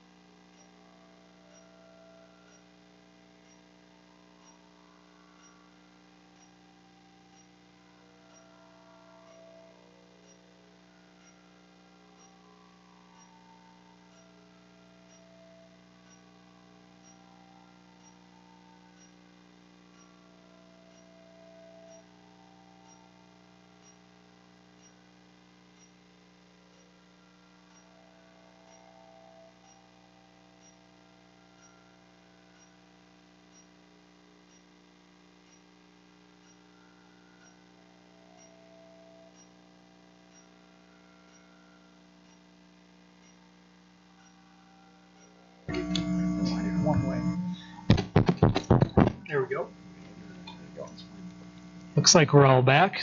Thanks for bearing with us. We'll start. I'd like to call the Common Council meeting of June 14th to order. Please join me in the Pledge of Allegiance. I pledge allegiance to the flag of the United States of America and to the republic for which it stands, one nation under God, indivisible, with liberty and justice for all. Madam Clerk, please call the roll. Alderman Strelchuk, Here. Alderman Bushy, Here. Alderman Meyer, Here. Alderman Hancher, Here. Alderman Garrow, Here. Alderman Parrish, Here. Alderman Schneider, Here. Mayor Nervin. Here. First up, we have specified miscellaneous new business, the appointment to District 8 aldermanic seat through April 4th, 2023, or the reconsideration of the aldermanic process. So we've got 11 people signed up to speak. We'll get to that in a second. The city attorney is going to run us through the multitude of different scenarios that could happen tonight, just so everyone in attendance understands. I'll say a few words, and then we'll take the 11 people from the public in the order they were submitted, and you'll each get 5 minutes to speak your mind. Take it away, Mr. Sajak. All right, so we'll try to keep this brief because obviously all of the council members have the benefit of having read the memo, but just wanted to kind of highlight the process both in case there were questions and also just so that members of the public understood as well. So there's a couple options that you have this evening. The first option would be to do an either or kind of advisory vote. That vote would look just like the vote that we took at committee of the whole. You would basically have each alderman indicate which of the two candidates they would prefer. The mayor in this case, because we are now at the council, does not vote. Really this approach would be really useful to potentially identify who we would appoint as part of the motion, the second motion that's described up there. And what I mean by that is that, if likely if no votes have changed, you're going to end up effectively at the same position where you have 4 votes in favor of one candidate, 3 votes in favor of a different candidate, that might give you an idea of which candidate then potentially to make the motion to appoint to as part of the formal action that would take place. The second motion, which is a motion that if we are going to make an appointment this evening would be required even if you do the advisory vote in the first step, would be a formal motion to appoint one or the other candidate. This is an ayes or noes vote, as is a motion to appoint. By our code, the District 8 vacancy would be a no vote on that particular motion. As I note on the slide, unless the votes, any of the votes change, again, I would anticipate one of 2 options will result. Either it will be a failed motion where we have 3 in favor and 5 opposed, including the one deemed no vote, or you end up with a tie vote where you have 4 ayes and 4 noes, including the one deemed vote. In the event of a tie, the mayor may, but is not required to break that tie. I just note that the mayor's vote only breaks the vote on the motion. So it's either the motion passes or it doesn't. If the motion is to appoint candidate A and it is a tie vote, him voting no does not mean candidate B wins and is appointed. It just means that the motion to appoint A fails. So hopefully everybody kind of understands that. The last process, as I indicated in the memo, our code is kind of unclear. It does seem to contemplate that this process will always be done by appointment. That is inconsistent with the statute. The statute certainly gives you options in terms of how you appoint. One of those options would be that you can just hold the seat vacant until you hold an election to fill that vacancy, which could include a special election. Because of that, I would recommend that we would do a motion to suspend the rules this evening to consider doing that. And then as we're going to talk about in the next slide, we have some time. And so the likely result will be that we'll bring forward a code amendment that puts us more in line with what the state statute provides, including using a special election to fill the vacancy. And then I would just note that by statute, if we go this route, that when we hold that special election, that candidate fills the position through the end of the term of the vacant position. So unlike what we've talked about previously, where they would run again if they're appointed in April of 2023, if there is a vote and an election, that's for the end of the term, which is April of 2024. So they would only have one election really either way, depending on which way you went. So just next slide. So with that in mind, we tried to sketch out what a potential election might look like and when we might be able to hold it. You note the X's in red on the calendar month that's marked November. Those are dates that we can't hold the election by statute, because the general election for all of the state races and the federal races is on November 8th. And the statute says we can't hold anything between August and that date. Additionally, because that's an election night, it also would typically be our council night. That means our council shifts to the next day, where you see the order election being indicated there. By statute, we have to order the election formally within a certain time period, so there would be future action on ordering that election if we wanted to do it. Once we looked then at the statute, we kind of contemplated a couple things. Number one, we didn't want to have an instance where we had two ballots that were out at any one time. So in other words, we wouldn't want to start the process such that we had sent out absentee ballots for the special election while there were still ballots being sent and dealt with for the general election. So that meant that absentee ballot time frame would have to start after that general election. Certainly one of the concerns is a mistake could be made. I don't think with one election in one district that's as much of a concern, but certainly you will have folks that get confused and will complain because of the confusion. I thought I already voted. What do you mean I need to vote twice? Those types of concerns that we would have. So we tried to avoid that. The other thing we tried to do is to avoid holding an election at a point that would conflict with a holiday. And so as you see, when you then look at the December and early January timeframe, that effectively eliminates 3 weeks for us where we can't really hold an election. You have Hanukkah that starts the first week, then you roll into Christmas the following week, and then you have the first of the year, and then there's also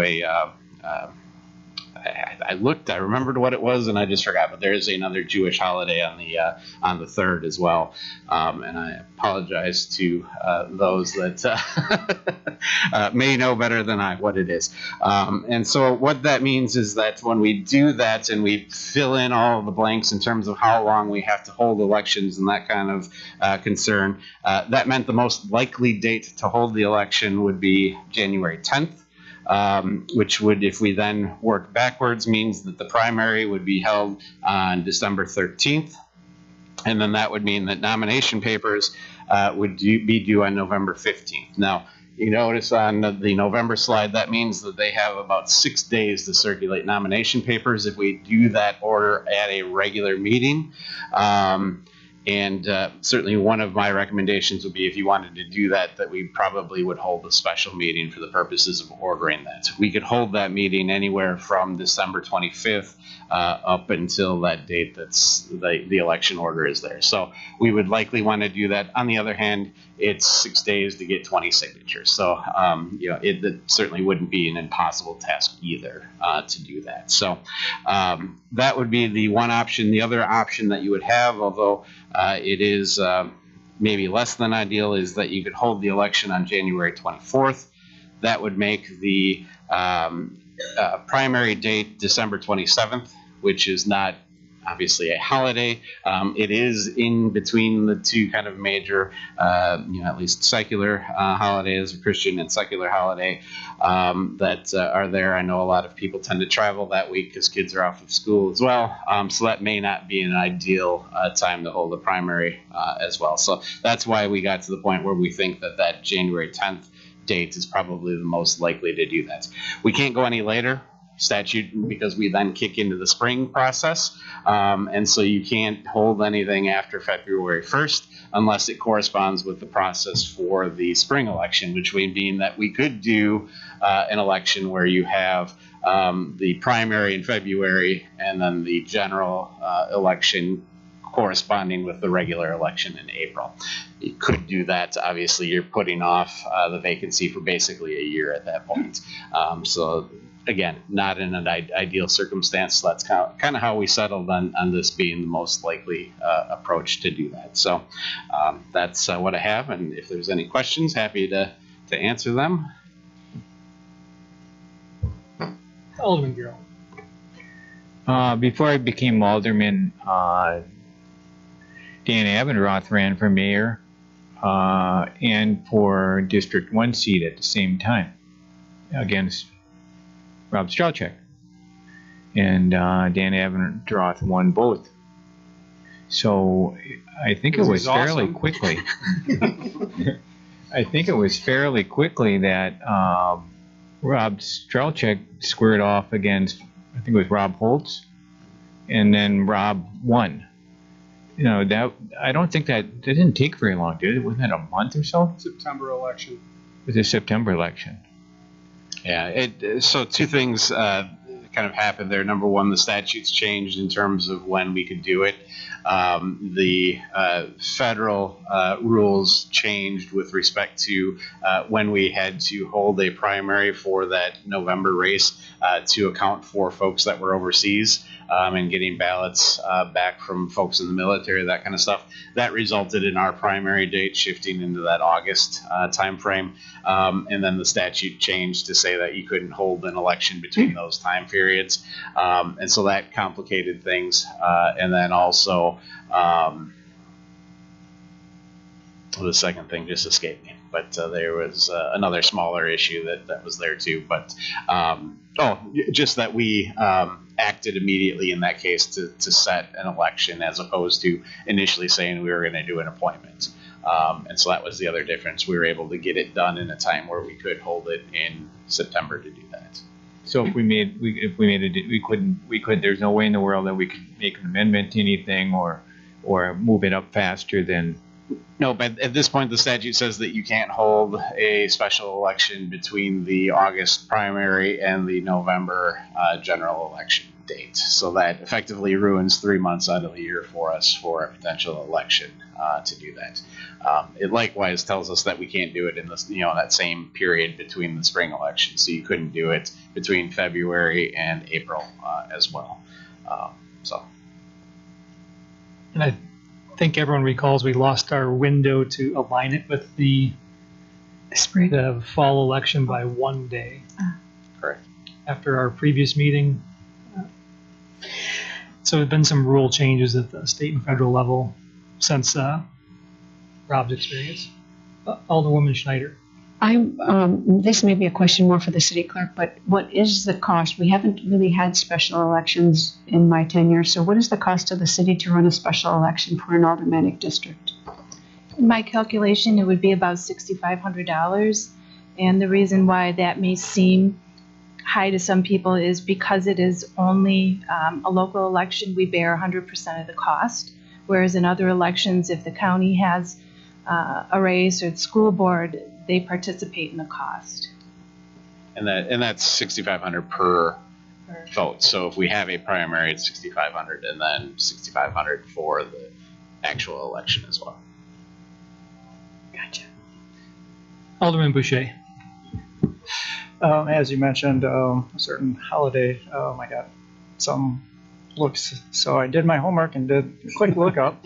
And January 3rd is just considered a fast day. It's considered a typical work day for everybody who observes it. So it's not a fun holiday, but that one would be a legitimate day actually for people to be out and about and active. So we wouldn't get yelled at if we held something on that day, is what you're telling me? That's to the best of my knowledge, yes. All right.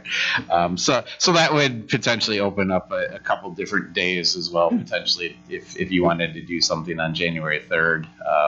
Most likely the primary election would be held on that day. would open some things up to do that. But I'm going to say a couple words real quick. There's one more question here from Alderman Meyer. Just a quick question. I understand we can make a motion at any time, but our specific code, does it list that as a alternative to our other means of election for an alderman to win a vacancy? So the code doesn't really say that vacancies shall be filled by appointment. What it does is it just spells out the process of how the appointment process would work. So one would assume that if they're spelling out the process, it's implied. Correct. It's implied that is the way it's supposed to be done. Correct. It's not 100% clear, but that is the implication of the code. And so we would have to suspend that rule and to really change the code if we wanted to do an appointment. Or do an election, rather. Well, Sorry. I think our code is also out of compliance with state statutes. Well, state statutes identify the methods by which you could fill the appointments. Arguably, we have just selected one of those methods. So I don't know that we're out of compliance, but we certainly have other alternatives available to us by statute. I just want to make sure that if we use that process, that's... Yeah, and that's why, as I highlight on the slide, we would bring forward a code change as early as next month to identify that you could fill it with the election process as well. Was that a hand raise, Alderman Strelchek? Yeah, I just didn't want to. A couple things. Number one, I'll walk through kind of where we've been as a council because we've got a lot of new individuals in the room, and I'm sure people are watching at home. We trend towards the appointment process mainly because it's a reasonably equitable and faster way to gain representation for the people in District 8. My goal in this process is to have somebody in that seat and have somebody that those residents of District 8 can call, express their concerns, and work through their issues, which is the purpose of an alderman being here. Special elections have happened in the past to address a disagreement on council, or if there just was a flavor for maybe we just feel it would be best to go to the public. So if there is a vote tonight to go to a vote, I wouldn't look at that as a representation that we don't want somebody in that seat. Maybe that decision might change tonight based on some of the things that we hear and we feel, and we want that to go to a vote for the people to decide who they want in that seat, and not 7 members plus a mayor up here voting, which is a point of contention for at least, a few of us older people up here. My appetite for a special election is I don't ever feel that we should have to spend additional taxpayer money to have a special election. Generally, that's speaking. Tonight that has changed. I'm willing to invest or recommend to invest city funds in a special election if it would be deemed appropriate to get somebody in that seat to represent those people quicker and more effectively. So just to share, a few points of where I'm thinking, as well as just share a little bit of insight on the process here. Mayor Abendroth and I did run against each other. We became very close friends. I want to assure that everybody in the room with varying opinions that if you take a deep breath, you embrace people that have a differing opinion than you reach out to them, and you work with the choice of the person that's there. Not only can you find consensus, but you can find some deep and lasting friendships. I consider former Mayor Abendroth and his wife long-term friends, and we did have a fairly contentious election going into it. Every time we get together and mix public, we joke around about it. So I just wanted to assure the people in the room that regardless of which way tonight goes, you've got a strong community and you've got strong people. And if you take that spirit of serving your community and serving your city, once that person is elected in office, the community is a stronger place they're moving forward. So thank you. All right, one real quick word from me, and then we'll get to the public comment section. So I convinced myself I was going to run for this position. I had a remarkably small list of goals. One was it was going to be about service. This is not an ego or a power trip for me. I am humbled every day by the trust and responsibility the public puts in me. Two, I'm committed to looking forward, not backwards. What's in the past is done. We need to chart our path forward. Three, leave Mequon just a little bit better than I found it. We're on a remarkable trajectory, and I think it's within our control to keep headed in that great direction and keep this a great place to live. And the last was to keep local politics less political. So it's no secret that in the last meeting I voted for Nancy. She's been a friend for a long time. We were den leaders in Cub Scouts together. She's also helped with a couple of my campaigns. It's no secret. That's all public record. That's not why I voted for her. She's showed up to the last 8 meetings, maybe 9 now. She attended our day-long strategic planning process. She's up to speed and ready to hit the ground running. I've also had a nice conversation with Mr. Gephardt this weekend, got to know him a little better. I came out of that conversation very comfortable with his ability to fit into this group and do the job. He's a good guy. So I've come to learn that there's some belief that my role in this process is making it a little more political, so I'm going to take myself out of it. It's going to be up to the council to come to a recommendation. I'm not going to break a tie either way. I came a couple days ago, I felt totally different about that. I'd have voted for either one to break a tie and fill the seat. But if it's going to be politicized on either side, I'm not going to play. So with that, we'll get the public comment, and then we'll see where this process goes. First up, we have Nancy Urbani from 10802 North Pebble Lane. Wishes to speak. Good evening. It's a little bit of a scorcher out there, isn't it? I'm glad for air conditioning. I had to run some errands in Wauwatosa this morning, and my car thermometer said 94, 97 before noon. So, and I got home and pulled in my driveway, and my car thermometer said 84 degrees. And I thought, oh my gosh, District 8 is seriously the best place to live. We have a giant air conditioner right next to us, and it was just enough cooler that I could mow my lawn in perfect comfort. It was great, although I think it kept increasing as the day went on. But I really want to focus on that uniqueness of District 8, what makes it lovely to live in, and to that end, I have a couple more thoughts about it. We talked about in the interview last week about the biggest challenge facing District 8. I have a couple other ideas. I know a grant application was submitted earlier this month for repaving Mequon Road, Lakeshore Drive, and Zedler Roads after the I-43 construction is complete. I think it would be nice to have something for bicyclists and pedestrians on those roads, just a little bit wider, like the paved shoulder, kind of how Donges Bay Road is in my district right now. I think this was suggested quite some time ago, and residents were not in favor of the paved shoulder. So I am very interested in talking to residents about the situation, getting an updated response from them about their views for these roads. I don't know if you know, a lot of our subdivisions in District 8 are connected by paths. Lots of people walk their dogs, ride their bikes, and many of them include Vermont Park on their route, so they have to cross Lakeshore Drive. So, you know, it's heavily traveled, needs to be repaved, but I don't know what should happen for those other travelers. Another topic I'm interested in is the railroad crossing at Mequon Road. First, a quiet zone was implemented at Donges Bay Road, and it was still on the long-term wish list for Mequon Road.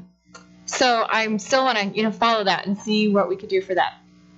Second, it would be nice to extend that sidewalk from under the I-43 overpass up over the railroad to San Marino Drive so that we can connect that sidewalk to all of District 8. Part of that is going to be done with the I-43 construction. It's going to get partway, but then only to the railroad easement. So I know working with railroads is somewhat of a challenge, but I'd like to hear other people's opinions on this. Maybe it's just me. Maybe nobody else wants that sidewalk extended. Maybe it's not necessary. I'm not sure. Finally, I want to keep close tabs on what's happening. We heard earlier in the strategic plan about the quality of life project about enhancing Lake Michigan access. I want to keep tabs on what's going on with that. As I've been told, there was access to the lake many, many years ago, probably unauthorized paths. But local residents were complaining. I heard this in the Parks Board. Local residents were complaining about parties on the beach at night and calling the police officers about it. So, hopefully that won't be an issue, but I just want to stay in touch with people and see, and hopefully access to the beach, if the stairway is finished, I hope it becomes a benefit to our community. As far as the rest of the city, and as I mentioned last week, I am excited that you're embarking on the strategic plan process. I've been through strategic planning development while I was with Willamette Dental. I was the one responsible for pulling the data and calculating what SMART goals could be, helping work through KPIs and seeing what numbers made sense to people and what were good indicators for people to follow. I helped set up the dashboards and the reports for stakeholders to monitor those goals and objectives. So I realize this is not a position that you want to be in, and yet it is up to you to come to consensus and choose someone for District 8. We need someone to keep the city running until the district can decide in a regular election. Someone to help decide how to maintain our 165 miles of sewer and our 213 miles of public roads. However, if it results in a vacancy, it's my personal opinion that it would be in the best interest of the city of the whole not to have a special election. Again, that's my personal opinion. I think November would have been fine, but statutes changed. We missed a deadline. April is the next regular election, and then the residents will be able to decide who should fill the remaining year in the term. Thank you for your service. Thank you, Ms. Urbani. Next, we have Julie Ludgen, 2709 West Hickory Lane.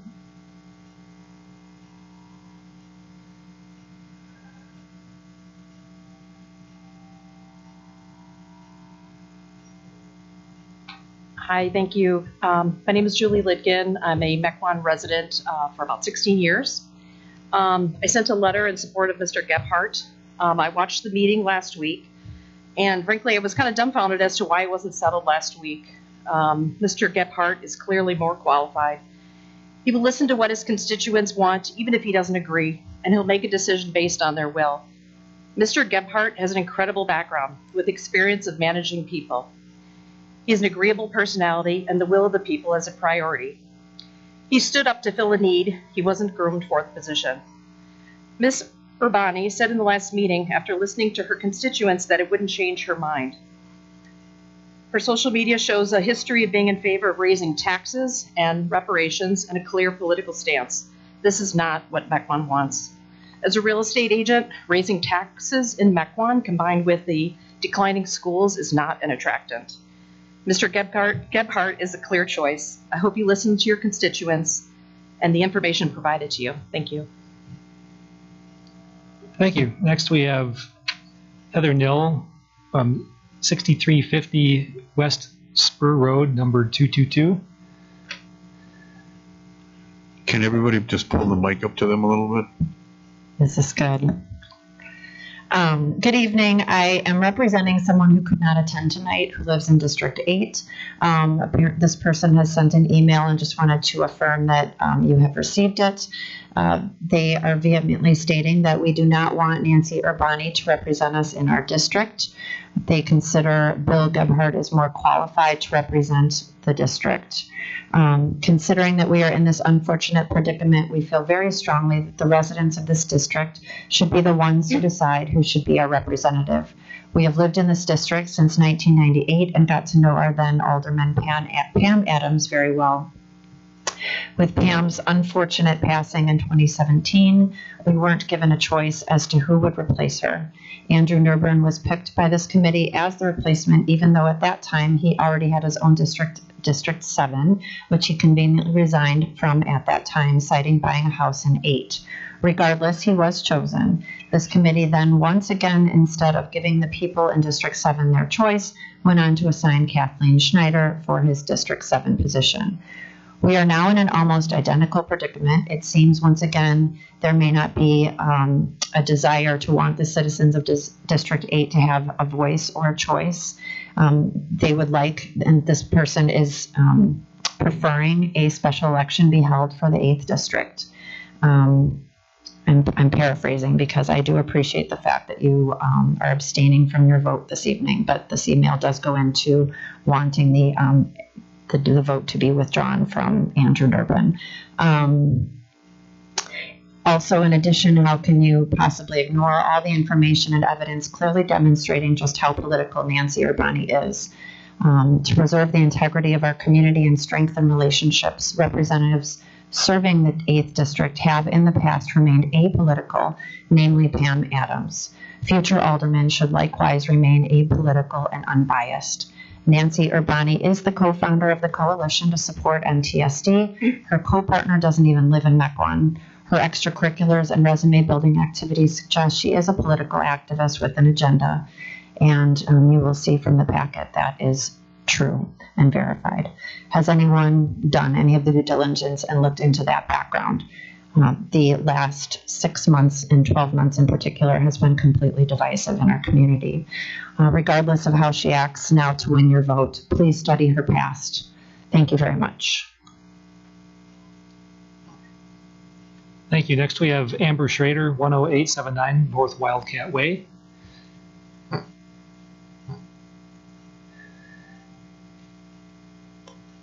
Good evening. I was actually also going to speak requesting that Mr. Nurbun possibly abstain from the vote tonight, so I appreciate you doing that on your own.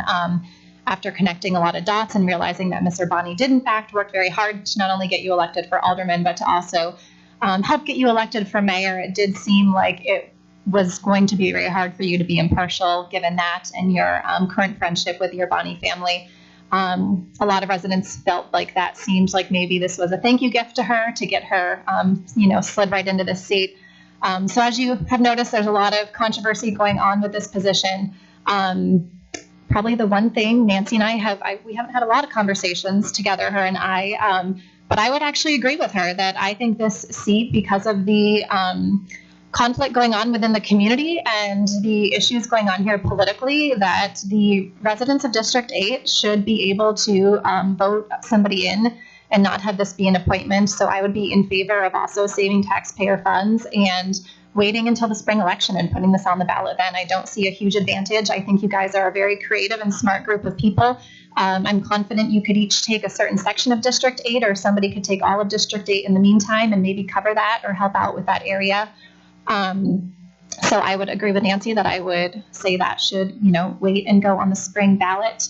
That's all I have to say. Thank you. Thank you. And for the record, I have not stopped representing District 8. I created the vacancy. I still take the emails. Next up is Rich Kaczynski from 12967 North Conley Drive.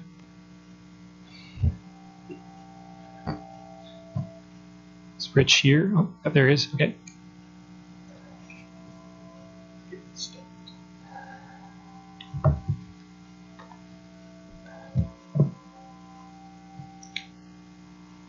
First of all, I'd like to say that I've read all your bios on the website, and I would like to thank you all for serving the communities that you represent. Whether you were elected or appointed, you took an oath that you would support not only the Constitution of the state of Wisconsin, but also of the United States. Section 4 of Article 4 of the U.S. Constitution states, "The United States shall guarantee to every state in this union a republican form of government," which we learned from our civics lessons is a form of government where the citizens elect individuals to represent them at various levels of governing bodies. With a population of approximately 3,000 constituents across each of our 8 districts, the resulting selection of one man or woman to represent them as an alderman or an alderwoman empowers that person to speak for them and vote on their behalf, provided that they had the opportunity to share the issues with them, allowing them to express their concerns, provide feedback, or just voice their agreement.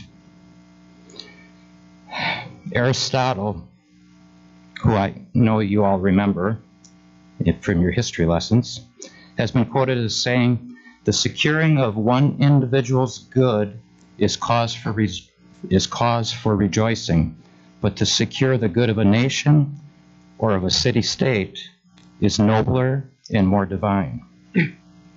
It is here that I revert to last week's Tuesday's Common Council meeting, where Alderman Jeffrey Hansher asked the following question: if the majority of your neighborhood was opposed to something, but you were in favor, what would you do? Bill Gebhardt's reply was, I think I welcome the difference of opinion. He went on to speak about the onion thing, which I didn't, include in this statement that I'm giving. But he went on to say that the piece that I have found that can be the missing link very often is just the communication. I would want to make sure that they understand all data points.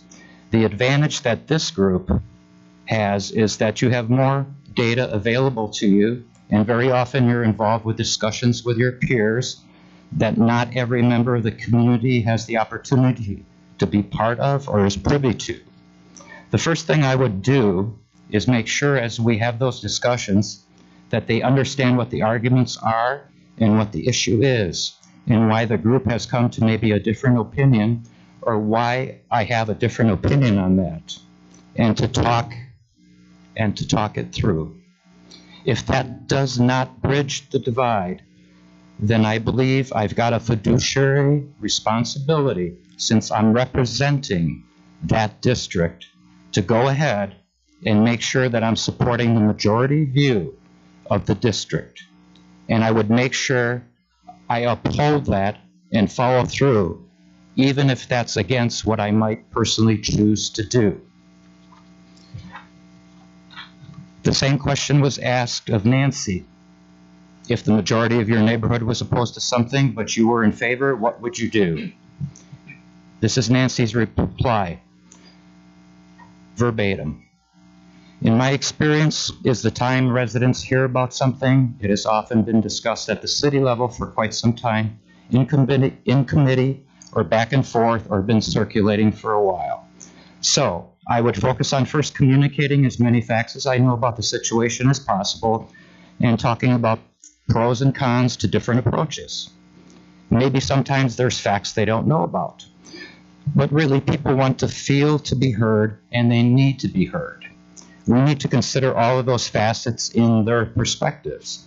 So it's important to hear what they have to say, but also along with that is the obligation to consider what's good for the city and how the impact of one decision fits in with the decisions overall of other things that are going on that they might not know about. So I would want to listen to them carefully, consider their perspective, and make sure I understand it thoroughly. But I'm not totally sure it would change my overall view. In closing, I ask that you support a candidate who will truly represent the constituents of their district. Someone who will not dismiss the, quote, the needs of the many outweigh the needs of the few. Someone like Bill Gebhardt. Thank you. Thank you. Next we have Peter Glazer, 10935 North Wingate Trace. Thank you for the excuse me. Thank you for the opportunity to speak tonight.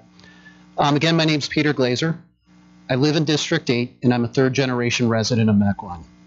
My wife and I have raised our 5 children in the Wingate Trace neighborhood for the past 14 years. Several members of my extended family call Mequon home. My ties to Mequon run deep, and my family has always chosen to be part of this community because of its high standards. I attended last week's meeting and listened very carefully to both candidates' interviews. In my opinion, as someone who is often involved in a hiring process for large organizations, Bill Gebhardt gave a superior interview and has a stronger resume. I left last week's meeting feeling extremely concerned and confused. I would like an explanation from those members of the Common Council who voted in favor of Ms. Urbani on how they were able to look past Alderman Garrell's comments on her divisive and defamatory attacks directed at him and other residents of the community. I would also like to know whether or not you have done your due diligence on Ms. Urbani's social media activity. If you plan on voting for Ms. Urbani tonight, I think you owe the community an explanation as to how you were able to look past this terrible behavior. A history of divisiveness and defamation directed at a member of this Common Council and residents of this community should automatically disqualify Ms. Urbani from the consideration. I don't believe any of you have ever exhibited this type of behavior. Please keep in mind that you are voting to uphold the integrity of this council tonight. Please do not lower the bar and reward Ms. Urbani's bad behavior, especially when you have such an extraordinary alternative candidate in Bill Gebhardt. Unlike Ms. Urbani, Bill Gebhardt has zero controversy surrounding his candidacy. In fact, I haven't heard a negative word about him. As a voter in District 8 who has taken the time to be involved in this process, I am asking each and every member of the Common Council who voted in favor of Ms. Urbani to provide the community with an explanation as to how you are able to excuse this behavior. Why are you choosing her over Bill Gebhardt, given these issues? Thank you. Thank you. Next, we have Jill Cromie from 13033 North Phillip Drive.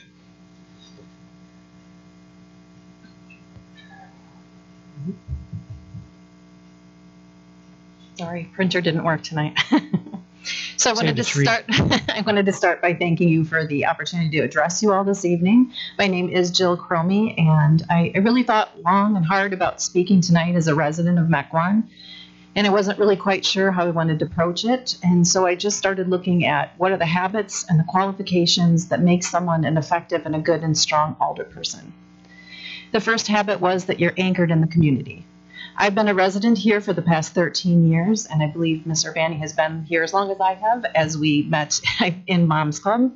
Mr. Gebhardt was raised in Mequon and is choosing to raise his children here as well. So I believe that they both fit that bill. Habit number 2 is that you understand the council and the city's legal and financial responsibilities. Number 3 was that you respect the city manager's leadership as well as other leaders and staff that operate in the city. And I think that both candidates' backgrounds and resumes show that they are capable and qualified to handle these tasks. But here's where the similarity ends. Ms. Urbani was a founding member of the coalition, and this group originally focused on our school board, but it seems to have now been involving itself in other functions in the schools and clearly now in seeking offices within local government. In early March of this year, this group formally became a political action committee. Habit number 4 was the ability to focus on moving the city forward rather than a specific agenda. Many residents, including myself, believe that we don't need political action committees involved in our local elections or have leaders sit in our public offices. Why? For one reason, in name, they are political, and therefore they do have a specific political agenda that they support and want to advance. The Coalition Political Action Committee group has documented ties to numerous groups within our community, and these groups are definitely not nonpartisan. Secondly, campaign fundraising rules are different for political action committees. This puts any individual resident not tied to a political action committee at a financial disadvantage.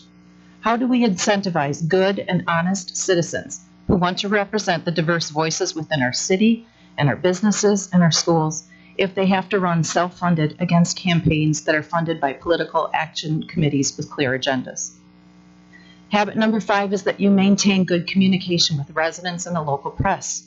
Number 6, that you refrain from publicly criticizing an individual, an official, or an employee. And habit number 7 is you invite feedback because you strive to be a good listener. The Coalition PAC openly states that those who do not agree with their agenda and their philosophy do not belong here. Their social media pages openly speak out against those who are not in alignment with their beliefs. I came to speak tonight because I want community leaders who come to the table with only the best interest at heart. Mequon deserves to have leaders that have the ability to listen to the diverse views of all of its citizens and not just the ones who belong to their political action committee or subscribe to their philosophy. I heard tonight, and I want to thank our mayor for speaking out and about speaking and keeping these positions nonpartisan. And for that reason, I want to encourage you to consider Bill Gebhardt for alderman. He is the only candidate that is not tied to a specific group or a political action committee agenda, and his resume and professional background clearly lay out that he is more than qualified for the position. Thank you for the opportunity to speak. Thank you. Next, we have Bridget King from 12960 Northwest Shoreland Drive.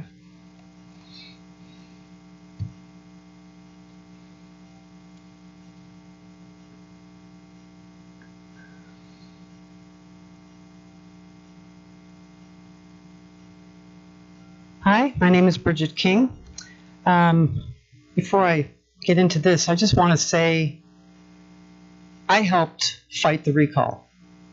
And the coalition was not a political action committee at the time. It was a group of parents who were so concerned about somebody undermining the elected officials that were voted by the citizens of this city. And as soon as that special election was over, Nancy Urbani left the coalition. She is not a part of it. She is non-political, and anything that she does put on social media, I'm sure there are some Democrats and some Republicans up here, and you have views on that, but that doesn't come into practice for Mequon. That's at the national level, and I think that's what she discusses. So with that, I come before you today in support of Nancy Urbani for District 8 Alderwoman.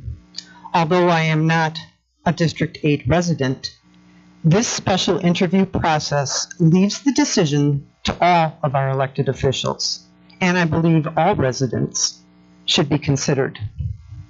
All residents' wishes should be considered.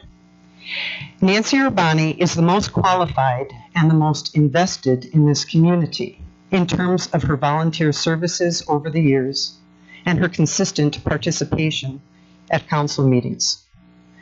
So rather than considering a candidate who is a fast learner, it would be best to have one who is already experienced in the workings of local government. I would also like to see a more fair representation of our population and would value having another woman on the council. This would be a great asset to all women of this community. It was suggested last week during the interview process that a special election, as you also spoke about tonight, during the interview process that a special election was a more desirable tool to decide the fate of the empty aldermanic seat.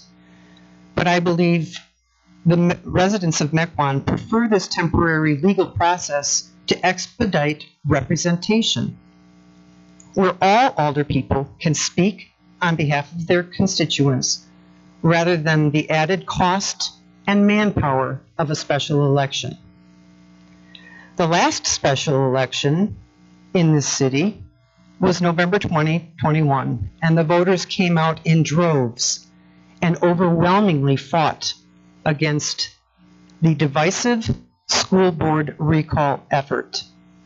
Those who are affiliated with this group bring partisanship and politics to the committees and boards that they try to get on, and they do not belong on the council. We had 5 Mequon mayors of different political persuasions who were always mindful of staying out of school business during their years of service come forward as a united front to express their deep concern with the abuse of the special election process, costing taxpayers dearly. I need to mention the attack on Ms. Urbani last week. The information shared was patently false and taken out of context, and everyone seems to be reiterating that. I have all the documents of her communication with the reporter, the newspaper article where her quote was taken out of context about one of the individuals, her communication with that individual in trying to rectify it, and the public apology she put up on social media for the mistake of a local reporter. She went above and beyond to rectify that situation. Those of us who know Nancy Urbani know she is a consensus builder, and she works tirelessly for the good of the community. I hope you consider all these facts as you once again address the immediate need to fill this empty aldermanic seat so District 8 residents have expeditious representation. Thank you. Thank you. Next, we have Deb Evendroth from the same address, 12960 Northwest Shoreland Drive.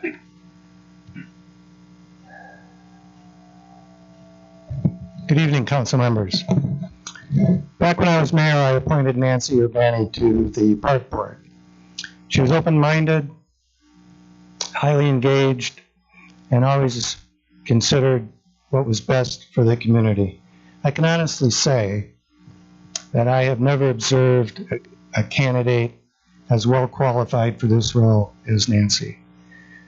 So I hope you consider supporting her for this open alderwoman seat. Thank you. Thank you. Next, we have Scarlett Johnson, 10935 North Wingate Trace.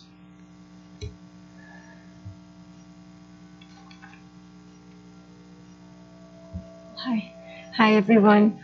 I'm speaking for myself and for a few members of the 8th District, of which I am. I live in the 8th District, to speak about, unfortunately, I have to speak about Nancy Urbani.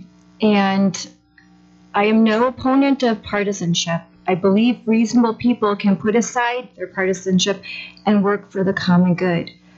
However, Nancy and the recently formed Coalition Political Action Committee, which supports her and which she helped found, has made claims for over a year that any hint of partisanship on social media or any activism that can at all be deemed partisan automatically disqualifies you for any nonpartisan office.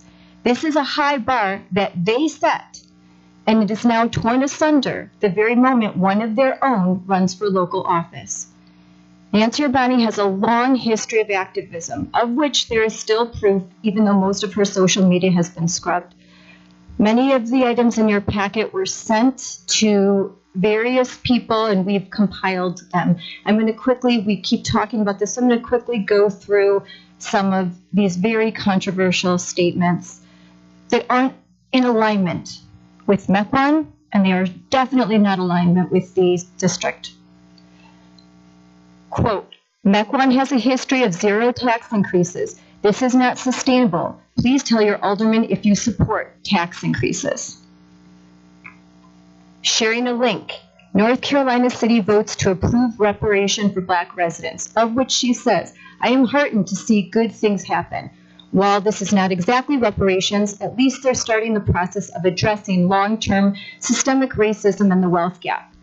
Go into the article. This is about a $2.1 million tax levy from a city land purchase to be used by qualifying residents towards home ownership assistance in the suburban community. The article continues, 2.1 million is not nearly enough, and quote, divesting from the city police department would be a better form of reparations. This is something that she thought was a good idea. Again, about reparations, Chicago suburbs, in which Evanston, Illinois, Chicago suburb used a 3% tax on the collected sale of recreational marijuana and pledged to use this as reparations for historical racism. The city council would authorize qualifying residents $25,000 in taxes to use towards home ownership and mortgage assistance. A repost of Sean King, BLM activist. He's a Young Turks commentator whose podcast titles include Let's Talk About Defunding the Police, How We Defund the Police Through Budget Cuts, 10 Ways to Defund the Police, The Solution to Police Brutality, Defund Them. A repost of Occupy Democrats, a left-wing media outlet that they say provides counterbalance to the Republican Tea Party. I'm sorry that this keeps going off. A joint post with Break the Silence in the Burbs. Erica Turner of Bridge the Divide and Brittany Vulich of Break the Silence in the Burbs, in which Nancy says, "Tonight I feel like I met local celebrities. So glad you two are doing the work you do." Who is Brittany Vulich? Brittany Vulich posts, "The suburbs are going to make or break this election and determine whether we flip districts blue." She was a field organizer for Emily Segrist and several other groups running for political office in the Democrat Party. Nancy reposting Break the Silence in the Burbs again. Get a ride to the polls. Stand up for yourself. Nancy Urbani reposting Break the Silence in the Burbs, criticizing parents who speak up at board meetings. Again, Break the Silence in the Burbs is run and founded by Brittany Vulich, standing in front of a Biden-Harris, saying, calling Trump the most dangerous president in history. Let's work hard to defeat him. Break the Silence in the Burbs, posting the Socialist Party for Liberation, the People's Platform. Brittany Vulich saying to Nancy, "Thank you for being one of the many dedicated individuals, organizations, and elected officials across Wisconsin who speak truth to power." Brittany Vulich also, a disturbing trend of negative posts towards our police officers and the men in blue. So many, you don't even have all of them. Bridge the Divide. Erica Turner, who was a local celebrity for Nancy. Conversation that they posted several times. An interesting conversation on what it means to defund or reallocate funds within the Milwaukee Police Department. Bridge the Divide interviews Vaughn Mays. Excuse me, Scarlett, we're about 30 seconds over the Okay. 5-minute time. Criticizing Andrew Hopkins for school board. There's one last thing that's really important. As we said, the coalition co-founder is Nancy Urbani. We also have Becky Woody and Nicole Angrisano, whose Twitter handle is, pulled this yesterday, Prize Mom Who Low-Key Runs the District. I would prefer that the coalition not run the entire district. And I think you should make the right choice. Thank you. Last, we have Kimberly Steinbrenner from 119 West Vintage Drive. Good evening. Thank you very much for the opportunity to speak this evening.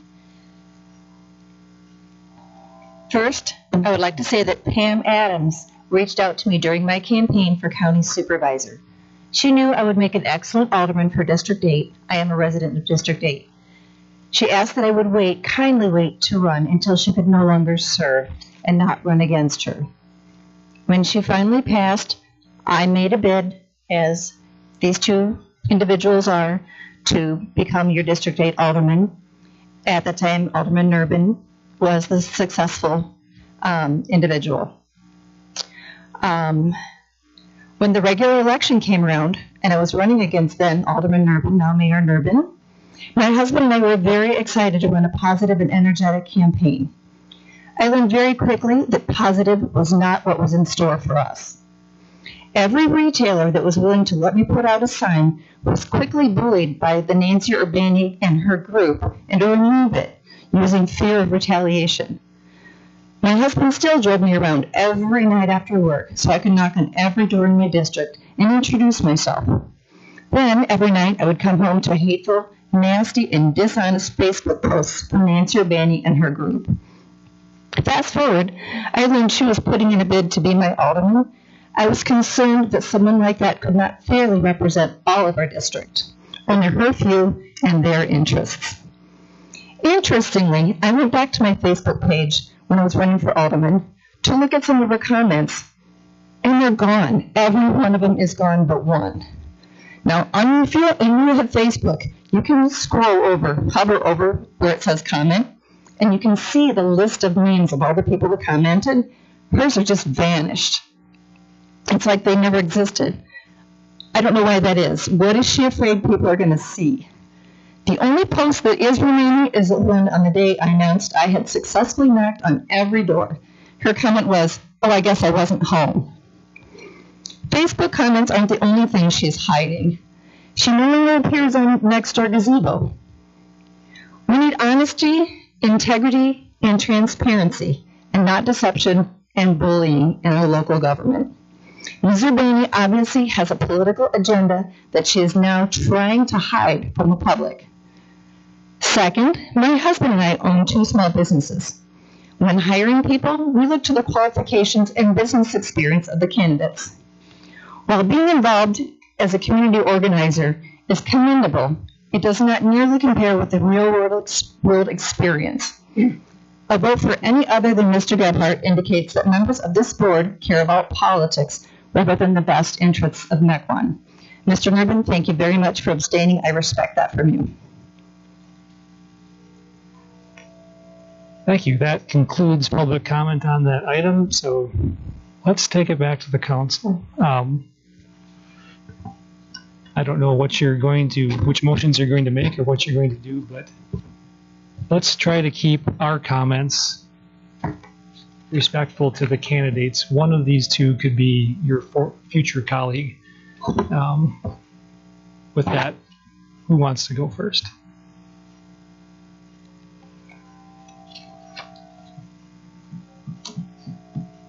Alderman Gill.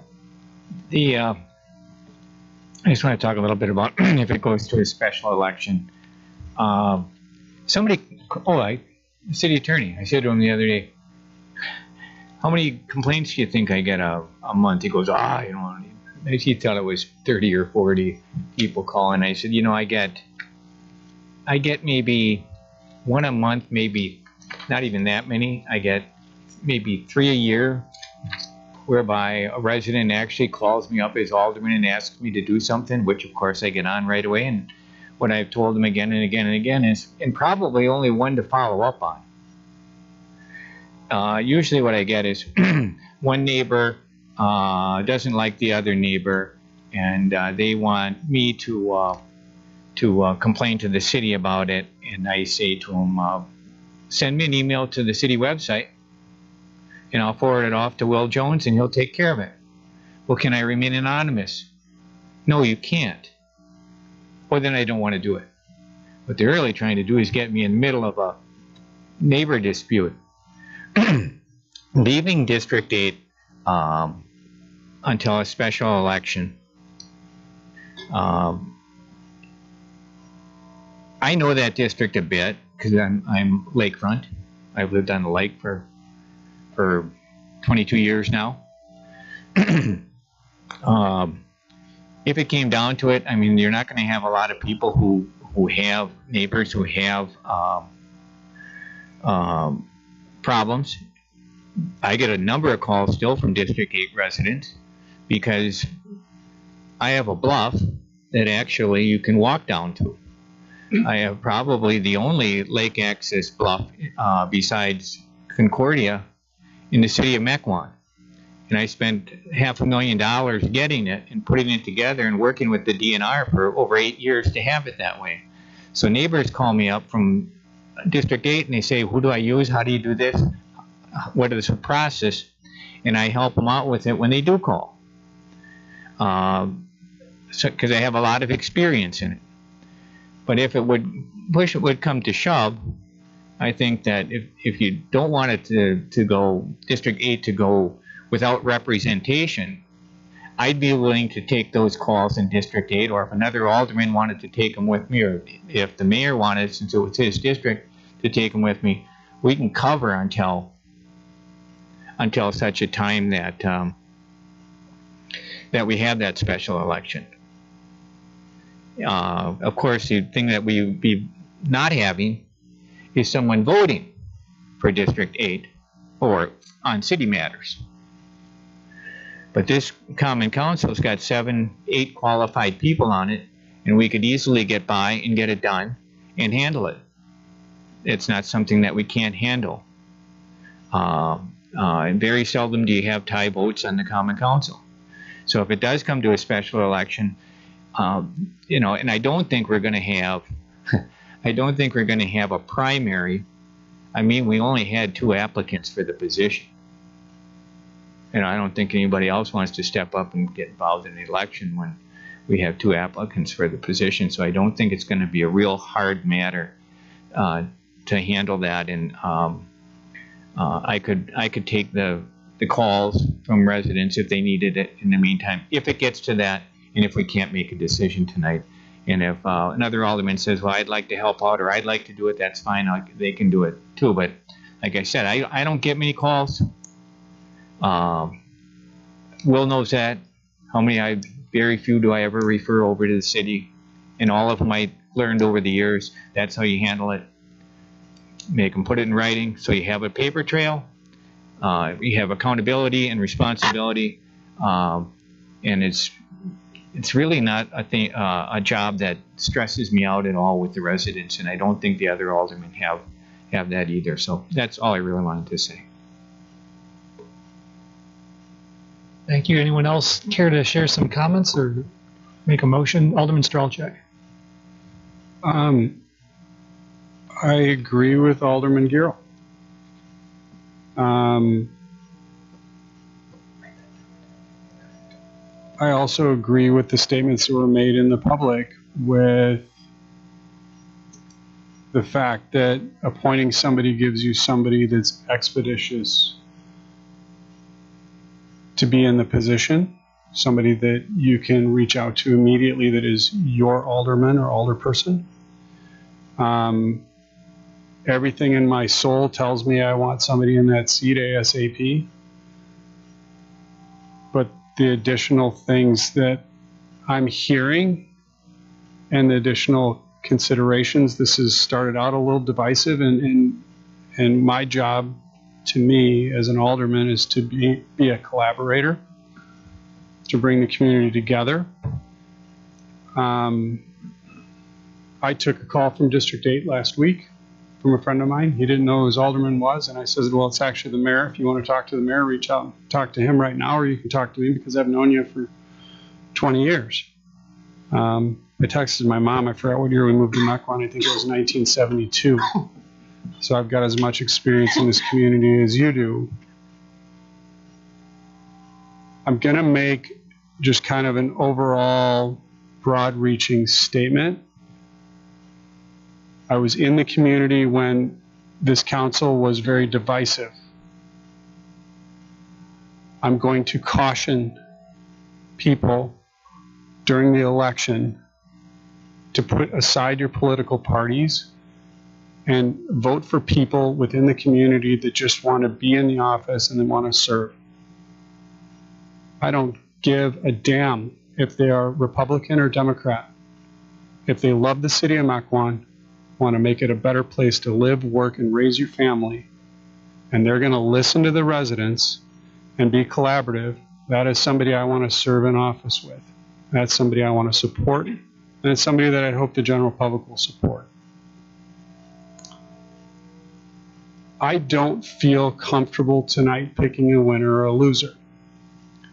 I'm going to abstain from my vote tonight, regardless of what that motion is, unless it is to go to a general election or a special election. I'm willing to vote in favor of a special election for the extra cost in this instance, because the emails that I've seen have started to get divisive.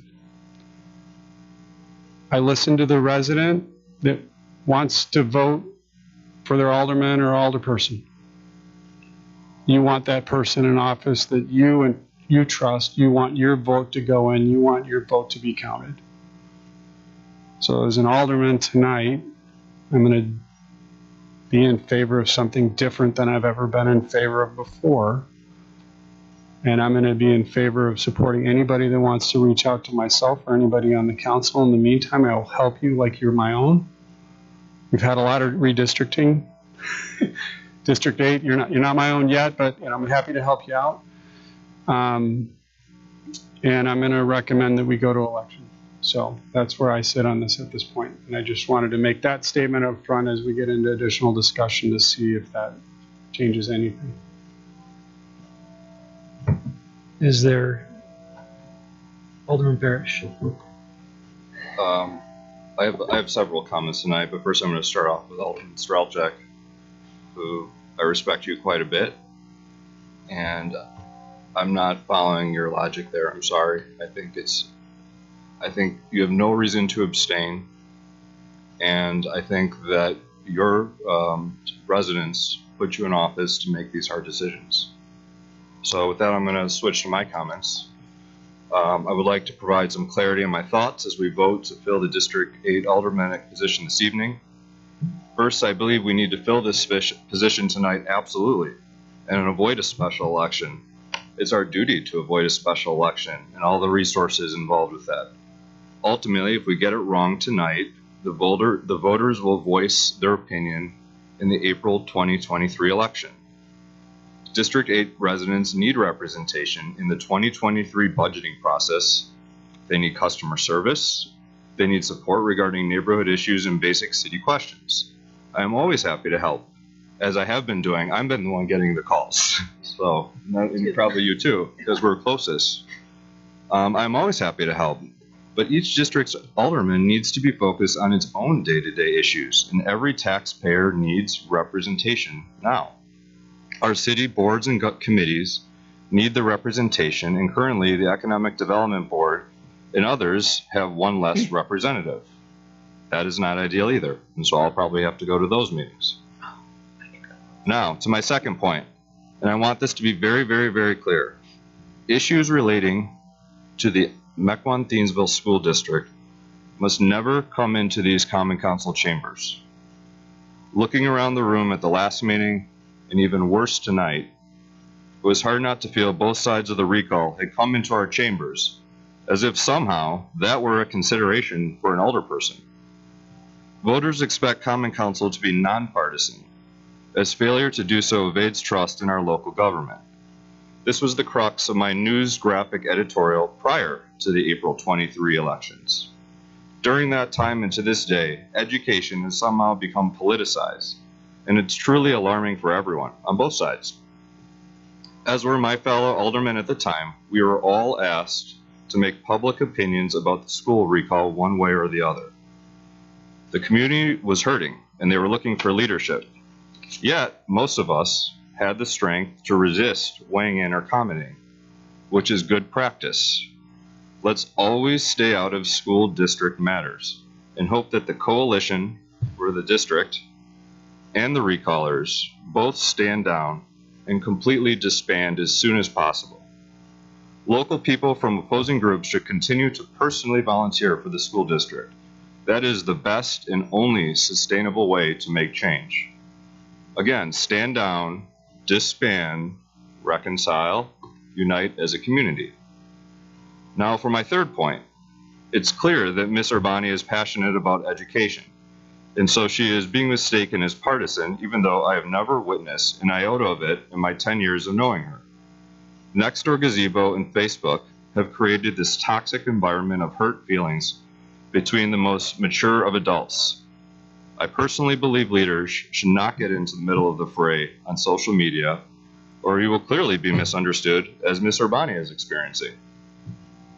Furthermore, to be clear, my vote for the other candidate was an effort to avoid this diatribe that continues to divide our community. Many people have stood up against this behavior and in favor of Nancy. For what I believe it is in the best interest of the city and its taxpayers.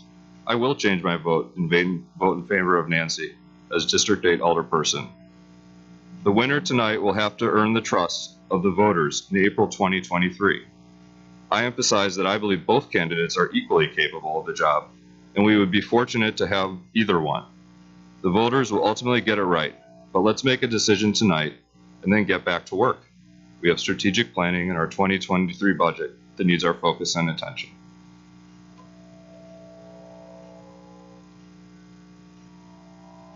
Any further comment or a motion?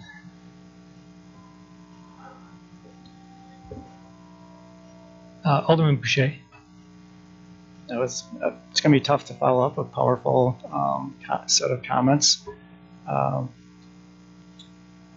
something I definitely agree with as far as Facebook and other online media is concerned is I don't believe that that's a place for a lot of divisiveness going out there. And as a result, because of that, is at least 3 or 4 years ago, I shut down a Facebook page that I had. Not that it was very exciting, but I didn't want to follow and listen to all of the attacks and everything that goes on that undermines actually the whole purpose of what the social media was set up in the initial goals. So no Facebook, no Twitter, still have Strava, but that's a different group. And as a result, and everything I've heard, there's one takeaway that I heard here tonight, and that is that there's only positive things that have been said regarding Mr. Gebhardt, and it's for that reason that I would stand by my position from last week. Thank you. Anyone else? We need a motion to get off this one way or the other. Alderman Giro. I'm going to try this. I think that I think we can handle it going forward for a special election. I think that the voters should decide. It is a republic whereby the residents pick who they want to represent their district. $6,500 isn't a whole lot of money to spend to give the residents, 3,000 residents over in District 8, the choice of who they want as their alderman. Like $2 a piece. So, and like I said, Alderman Strelchik could cover, I could cover, anybody could cover. You don't get a lot of it. We can make it through until a special election. You know, I don't want to, we can do it. We've done it before. We did it with Abendroth and Strelchik before, and with Strelchik and Holtz. So I'm going to do I'm going to make a motion at this time that we do have a special election. There's a motion. Is there a second? How about we make a motion for an election in general and debate the merits of the election, and then I'll second it. Whether it be a special election or an April election, I'd like to hear the city attorney's focused. As a point of order, it's a special election either way. It's just whether the timing aligns with the regular election or not would be the discussion. So we could debate that motion and then debate the timing thereof? I'll second that, because I want to discuss it. Is that what I heard? I just want to make sure that's correct. Okay, that's, so we can further refine that, the date as a separate question after that motion, if it's easier to take up that way. So there's a motion and a second for a special election, not committing to a date. Any further discussion? Alderman Meyer. You know, I think it's our job as elected officials to at least try to make a decision on it. I'm a little dismayed with people saying they're going to recluse themselves for it. I can understand the mayors inside of that a little bit. I don't even know if an alderman can recluse themselves for just for the heck of reclusing themselves. There has to be a reason behind it. It has to be for reasons of possible financial gain. It has to be for, you know, family members. Some of those things has to be just not the fact that, hey, I'm just not going to vote. You know, it's like going someplace and voting present. You know, I mean, we all were elected to make decisions, and I respect Alderman Strelchik a lot. But I think it's our duty to at least try to put a vote through tonight. If it doesn't go through on that, but at this point, I'm not going to vote for a special election at this time. I prefer to try to get the vote through and get it all handled. And people need representation. And if it has to go to a special election, fine. I mean, change it at the end or reconsider the vote on it. But at the present time, I think we should. We haven't even tried the other options yet. So I won't vote for the special election. So if someone wanted to withdraw their motion, we could take up a vote and see where the chips fall to Alderman Meyer's suggestion. And we can always make that motion after that fails, or presuming it fails. Maybe it'll pass. Who knows? I'm willing to withdraw. To go on a vote? Yeah, absolutely.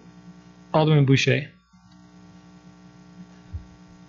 Trying to put the thoughts together here is, while I do state that I firmly, my vote is unchanged.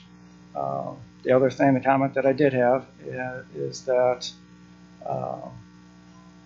having individuals vote, I think one of the speakers here did mention that it has been the case that whoever we put in that position has then the upper hand advantage that's been shown repeatedly.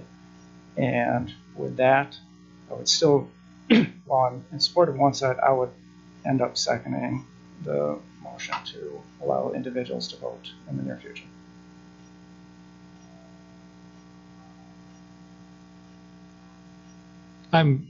Is anyone else confused? I'm confused. Yes. I'm saying if Alderman Strauchak removes his second, then I would put mine in. Okay.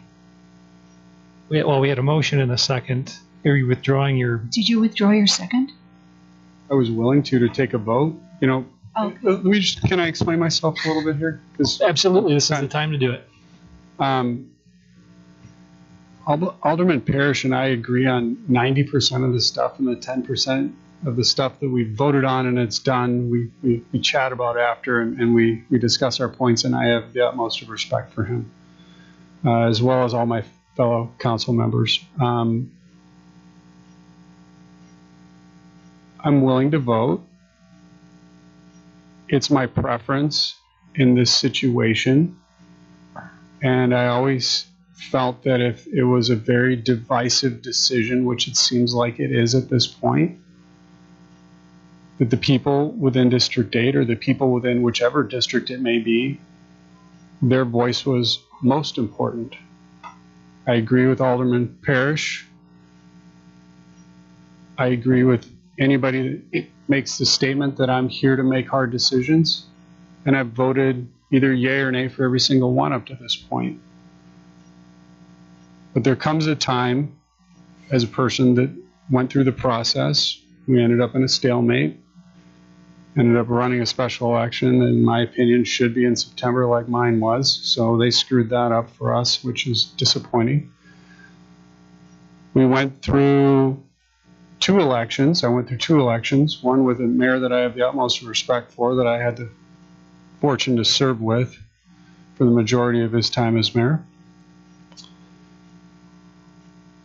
And I think the people expressed their voice. It was a close vote. And what happens after that is that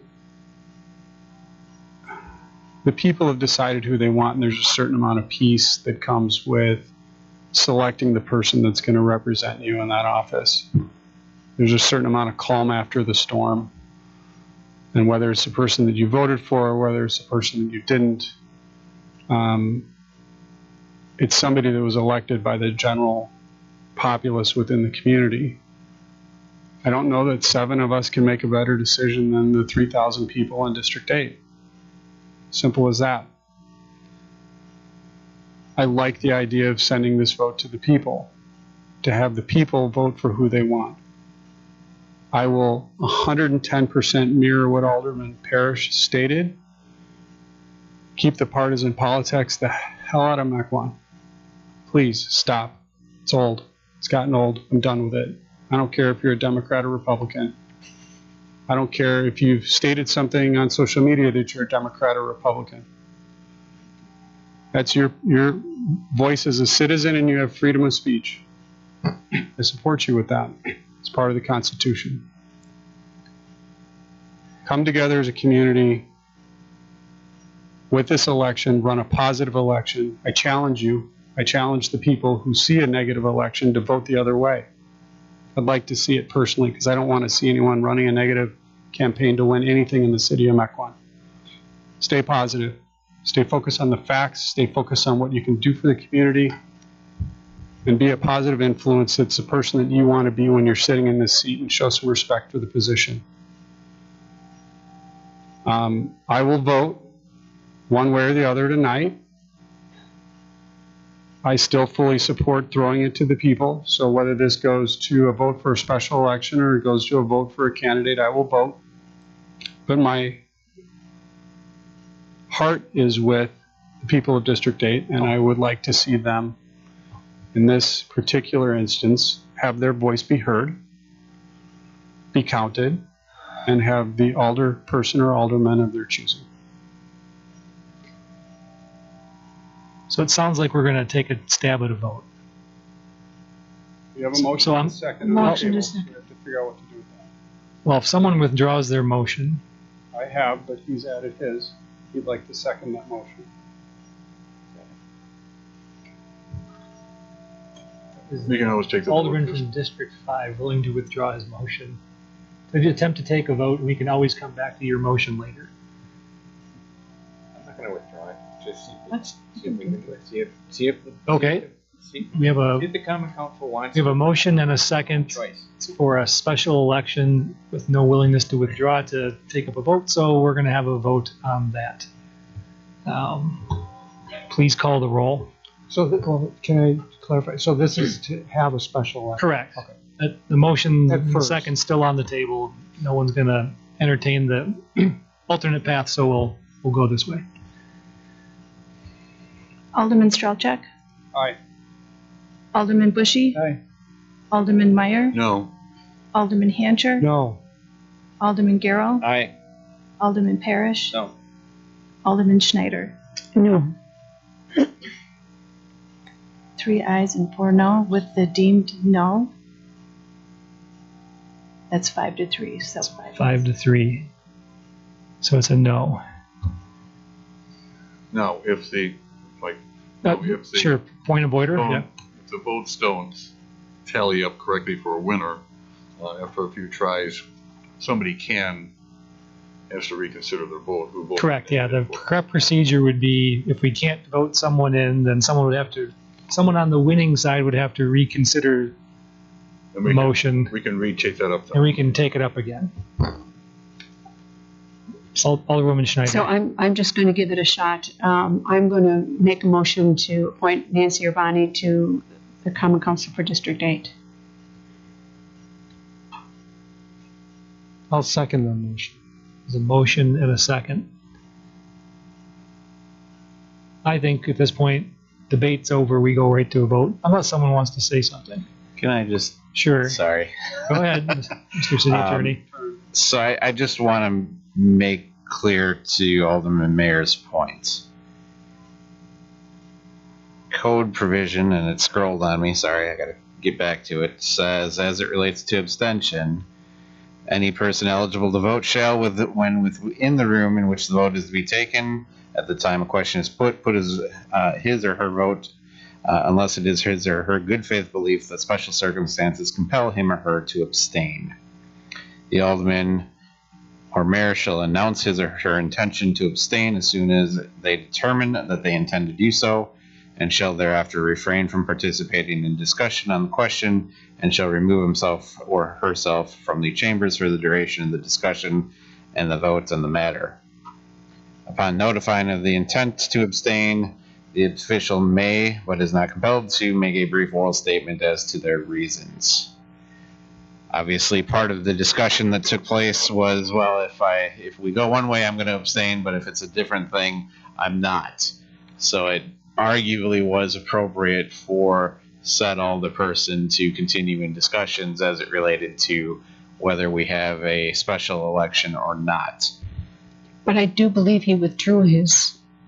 Well, and that's where I'm ultimately going, which is, I think before a vote is taken, because if you abstain, our code also says that it is a deemed no vote, that before a vote is taken, that you need to declare your intention as to how you intend to vote, because it may change how somebody else votes in light of that. Alderman Parrish challenged me to make the hard decision, so I'm going with it.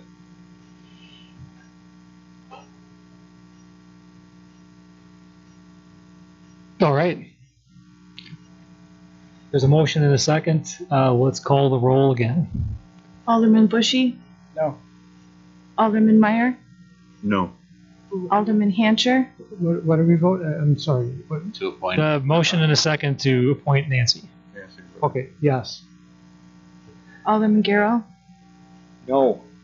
Alderman Parrish, Yes. Alderman Schneider. Yes.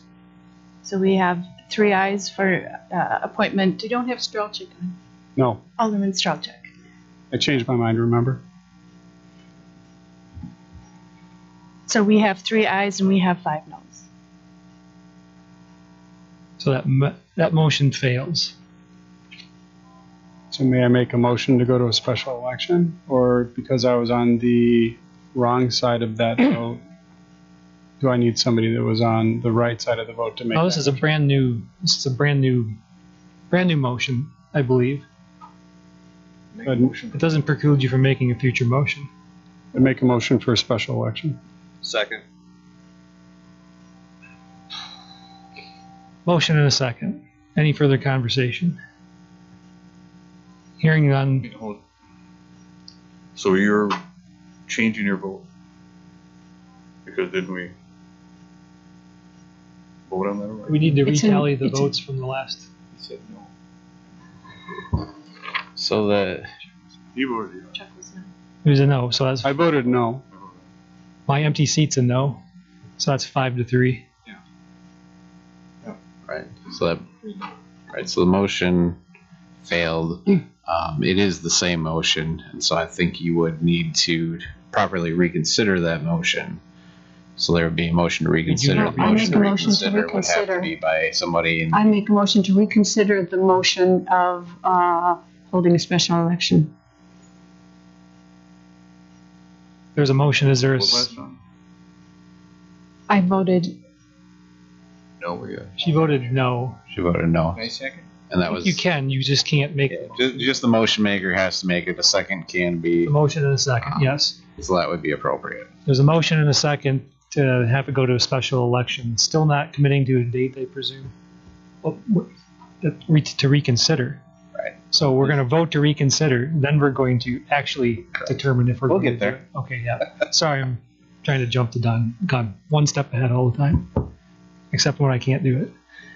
So this motion is to reconsider the prior vote to have a special election. Let's keep calling the roll. Alderman Meyer, No. Alderman Hancher, Yes. Alderman Garrow, Yes. Alderman Parrish, Yes. Alderman Schneider, Yes. Alderman Strelczyk, Yes. Alderman Bushy. No. 5 ayes and 3 no. So that passes. That passes. So just to recall or refresh everybody's memory, that means that the motion that was on the table is now on the Back table. on the table. So it is a motion to hold a special election is now on the table. You may do with that motion as you please. Is it back on the table, or is it just back for reconsideration, requiring another motion in a second? No. No, the motion is Motion is as back it's on the been table. made, is ready to vote. So you could take a vote just based on that, or you can amend, you can table, you can do whatever you otherwise would do to a motion that's presently stated. To hopefully keep this process linear, I would recommend taking the question up first and then arguing about a date second. Great. So let's call the question on the special election again. This is to support a special election. We'll worry about the date second. Alderman Hancher, Yes. Alderman Garrow, Yes. Alderman Parrish, Yes. Alderman Schneider, Yes. Alderman Strelczyk, Yes. Alderman Bushy, Yes. Alderman Meyer. No. Because I can. Okay, so that motion passes. So we're doing a special election. Well, maybe we should remind us what our dates are again. It's been a couple hours. Sure, and we can put the slide back up if we really want to look at that. Basically, the dates that were on the slide, you could look at the most ideal circumstance being a special election on the 10th. Recall that process probably requires us to hold a special meeting to formally order that election in order to give them additional time to circulate nomination papers.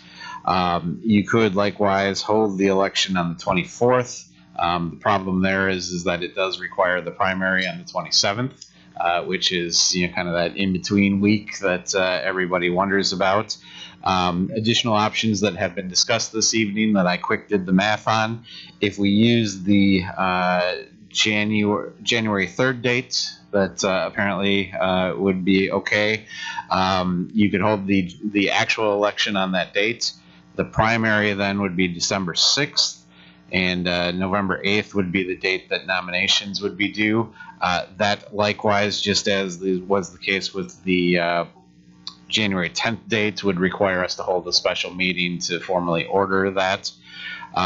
Likewise, if you just keyed it to the spring election cycle, just to remind everybody, that would mean the election would be on April 4th this year, or next year, I should say. The primary there is the third Tuesday in February, which would be February 21st. Nomination papers would be due on January 17th, and we could do that order at our regular December meeting, which would give the candidates 5 weeks to circulate nomination papers. So those would be the most realistic and available options. Anything other than that, we're either messing with holidays or you're overlapping elections that take place.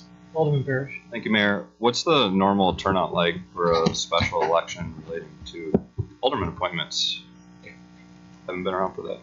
And I don't know, Madam Clerk. Yeah, I don't think you were here for the last one either. I'm concerned. I know. I'm concerned about like the mobile, just turnout for a December or early January election, and It was a 30% turnout for mine, I think at least. That seems About reasonable. 1,200 people, I think, showed up to vote. I don't know that that's the District 8 voters speaking either. Yeah. Well, we tend to have a few more snowbirds than District 1. Can absence. Oh yeah, But I don't know if they will for. if you go around and stuff boxes, there's a lot of mailboxes that acquire stuff in the wintertime. There's no one home. So I think we got to decide if we're going to do a special election early, if we're going to put on the regular election cycle 4 months later. If we're going to do it earlier, we got the 3rd or the 10th. Did I get that right? Correct. January 3rd would be the again, keeping in mind that we don't want to overlap with the general election in November. January 3rd would be the earliest that we could hold the election. The 10th would be an option, as would the 24th. 24th, recall, meaning that the primary is in that week between Christmas and New Year's, or the just regular cycle, which would be the April 4th. Those would be the available dates that you would have. And just to clarify, in this special election, the person who wins will get until 2024 then. Correct. They serve out the end of the term at that point. I just want everybody to know. So someone needs to make a motion, but my opinion is we should do it as soon as we can, but the 3rd might be pushing it a little too close to what is traditionally a time people are out of town. So are you suggesting January 10th? I'm suggesting the 10th, but Mr. Mayor, someone feel free to make a motion. Mr. Mayor, if I may, Attorney Sadak pointed out earlier that he would be bringing back an ordinance and suspending the rules, asking the council to suspend the rules next month to authorize us to hold a special election because it's currently not stipulated in the city code. My question is more for the city attorney. Do we need to decide on dates tonight, or can we take a little time on the staff end to work through dates and options and present those to the council next month as part of the suspension of the rules and consideration of the ordinance? Yeah, I mean, certainly you wouldn't have to at this point. You've made the determination that you're going to hold an election. As I've indicated, in any event, because of the time frame where you have to order the election within a certain period of time, at a minimum, we will be coming back. Even if you decided a date tonight, we would be coming back to formally bless that date, if you will. as part of the process that the statute defines for us. So there certainly is no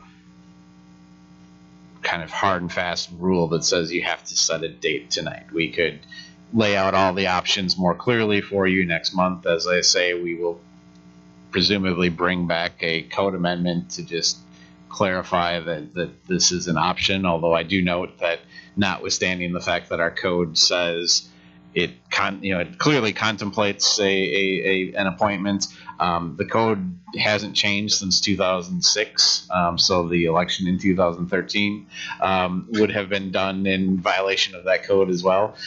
So I think that I'd have to look at how we did that at the time, but I think there's and a couple legit elections since then. You have had a couple of legit elections since then, and I think we're past the statute of limitations on anything you may have done beyond that. But I think the decision's more between like fall or the winter or spring. We don't care about the date so much. Is a straw vote appropriate here? Because if people are thinking April, that's a whole different thing, and we've got more time. And if they're thinking earlier, then I think we could maybe have it be okay to kick to the next meeting and provide some clarity around dates. So I saw a nod yes that a straw vote is probably okay here. So who's thinking April and who's thinking January-ish, just by show of hands? So let's go April 1st. Who's thinking April? Sure, if it's going to be pertinent to this. Go ahead. It is going to be pertinent. I mean, when I want to think about something, I sleep on it. I wait a couple days. I mean, I think we make this decision at our next common council meeting because it's not going to change the date anyway. Instead of jumping into it, that's equally acceptable. Okay. Is everyone comfortable with taking up the date next go around? If we show of hands, everyone who thinks it's okay to wait to pick a date. Well, if we don't miss a deadline, yes. I don't think we can now because we already missed the deadline. There's no deadlines that we would be at risk of. Think about it. Okay, everyone who's okay letting the date be picked later.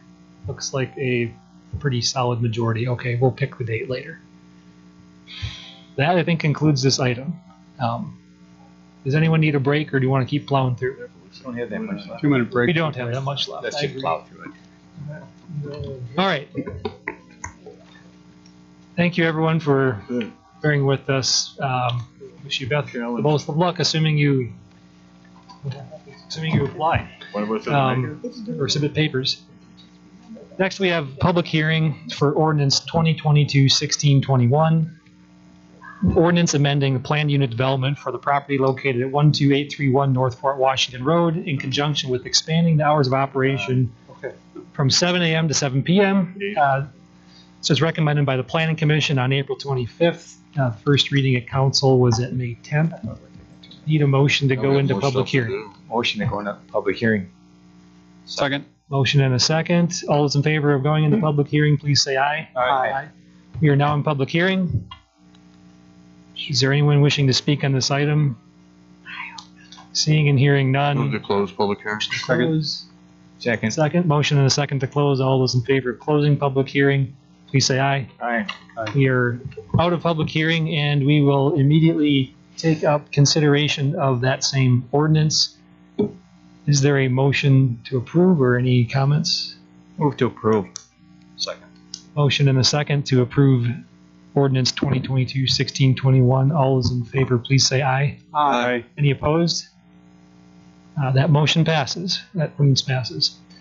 Next, we have personal appearances and public comment. Citizens wishing to address the council on any matter not on the agenda may do so at this time.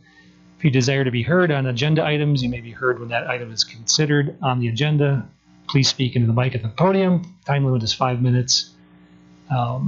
Is there anyone wishing to speak during open mic session? Seeing none, we'll move on. Public officials reports. I'm going to withhold saying anything else. Is there anything from the city administrator? No, Mayor, not tonight. Thank you. Right. Next, we have the consent agenda. We have 1, 2, 3, 4, 5, 6, 7, 15, well, take that back.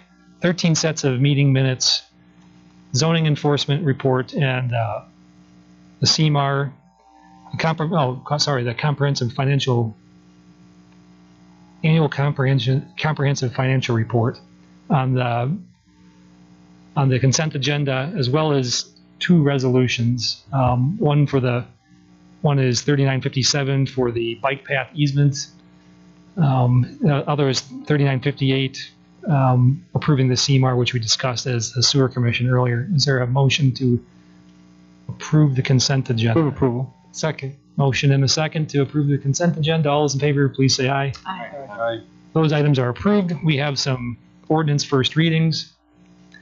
Ordinance 2022-1624, an ordinance amending city zoning map, chapter 58, from R3C2 to R3C2 with transfer of development rights and a PUD overlay to allow for a 17-lot single-family residential cluster development in the property located on the north side of Dodges Bay Road, approximately 800 feet west of Wauwatosa Road, known as Borough Estates. This was recommended by the Planning Commission on May 23rd. It is a first reading. Next, we have ordinances. Ordinance 2022-1618, ordinance creating section 10-26 of the Mequon Municipal Code related to residential swimming pools. Mayor? Recommended, sure. I'm making a motion to reconsider my vote. On this item, so we have a motion to reconsider. Is there a second? Second. So we have a motion and a second. And before I make a quick thing, I've done this with the hope of not listening to some new information or that and not spending an hour on this again. So since we've gone over stuff on it, so. Alderman Parrish?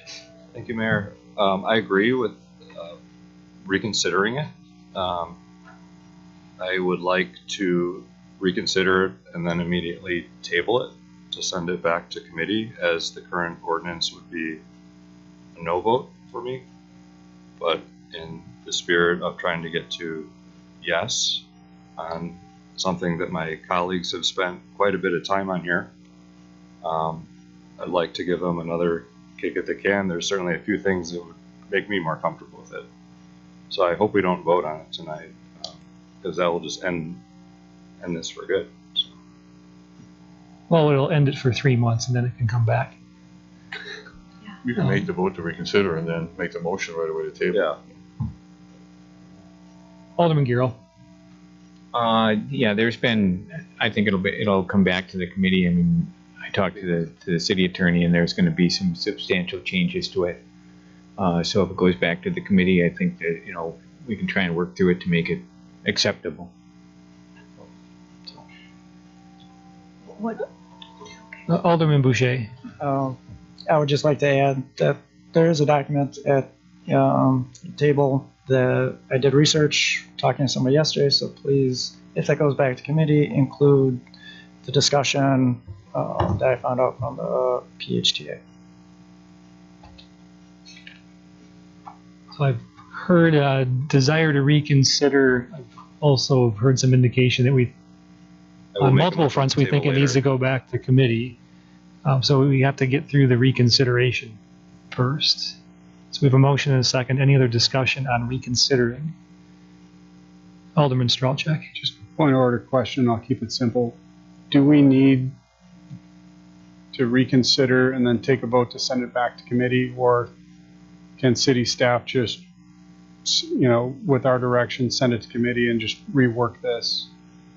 We actually do not need a motion, and we do not need to vote on reconsidering to send it back to committee, because if it's going to go through substantial changes, if it's going through, it would come back as its own new thing anyway, and it would be a new piece of legislation, substantially different from the old one, thus not requiring reconsideration.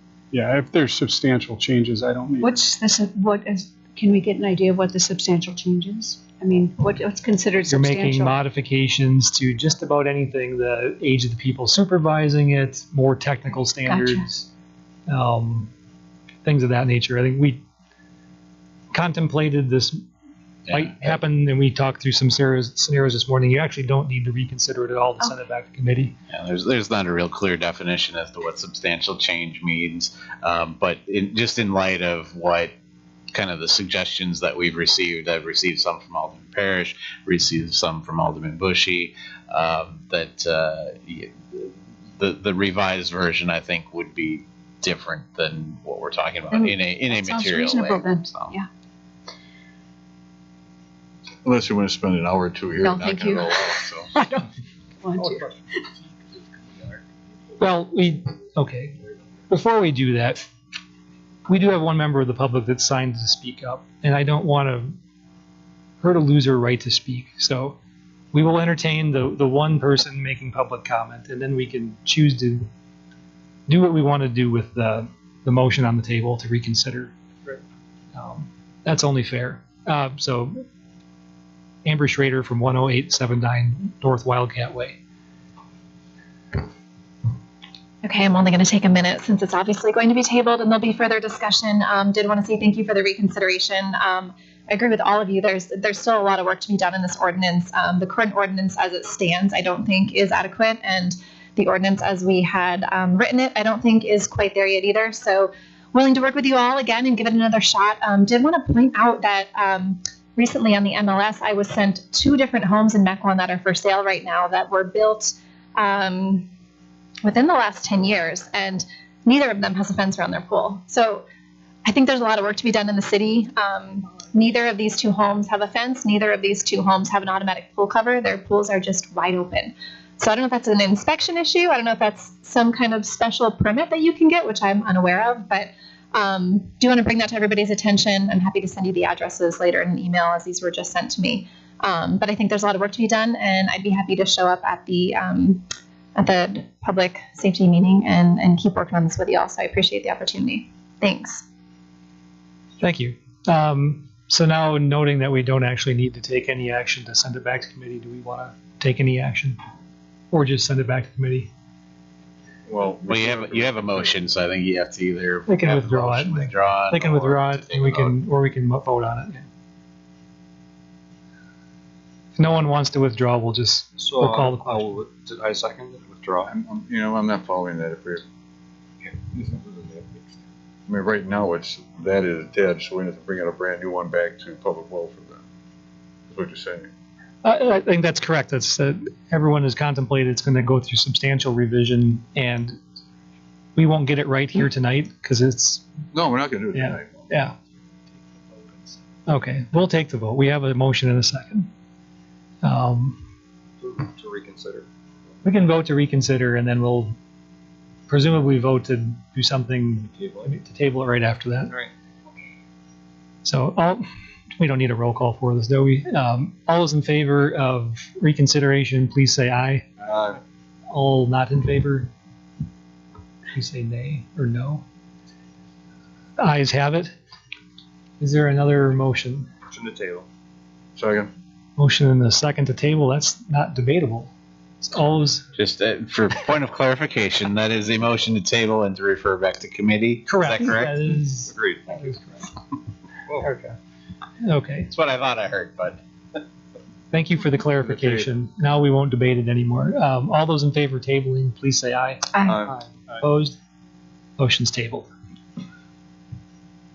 All right. Next ordinance, 2022-1623, ordinance amending various provisions of the Mequon Municipal Code in connection with the establishment of the Southern Ozaki Fire and Emergency Medical Services Department, recommended by the Public Safety Committee on May 10th. First reading at Common Council on that same night.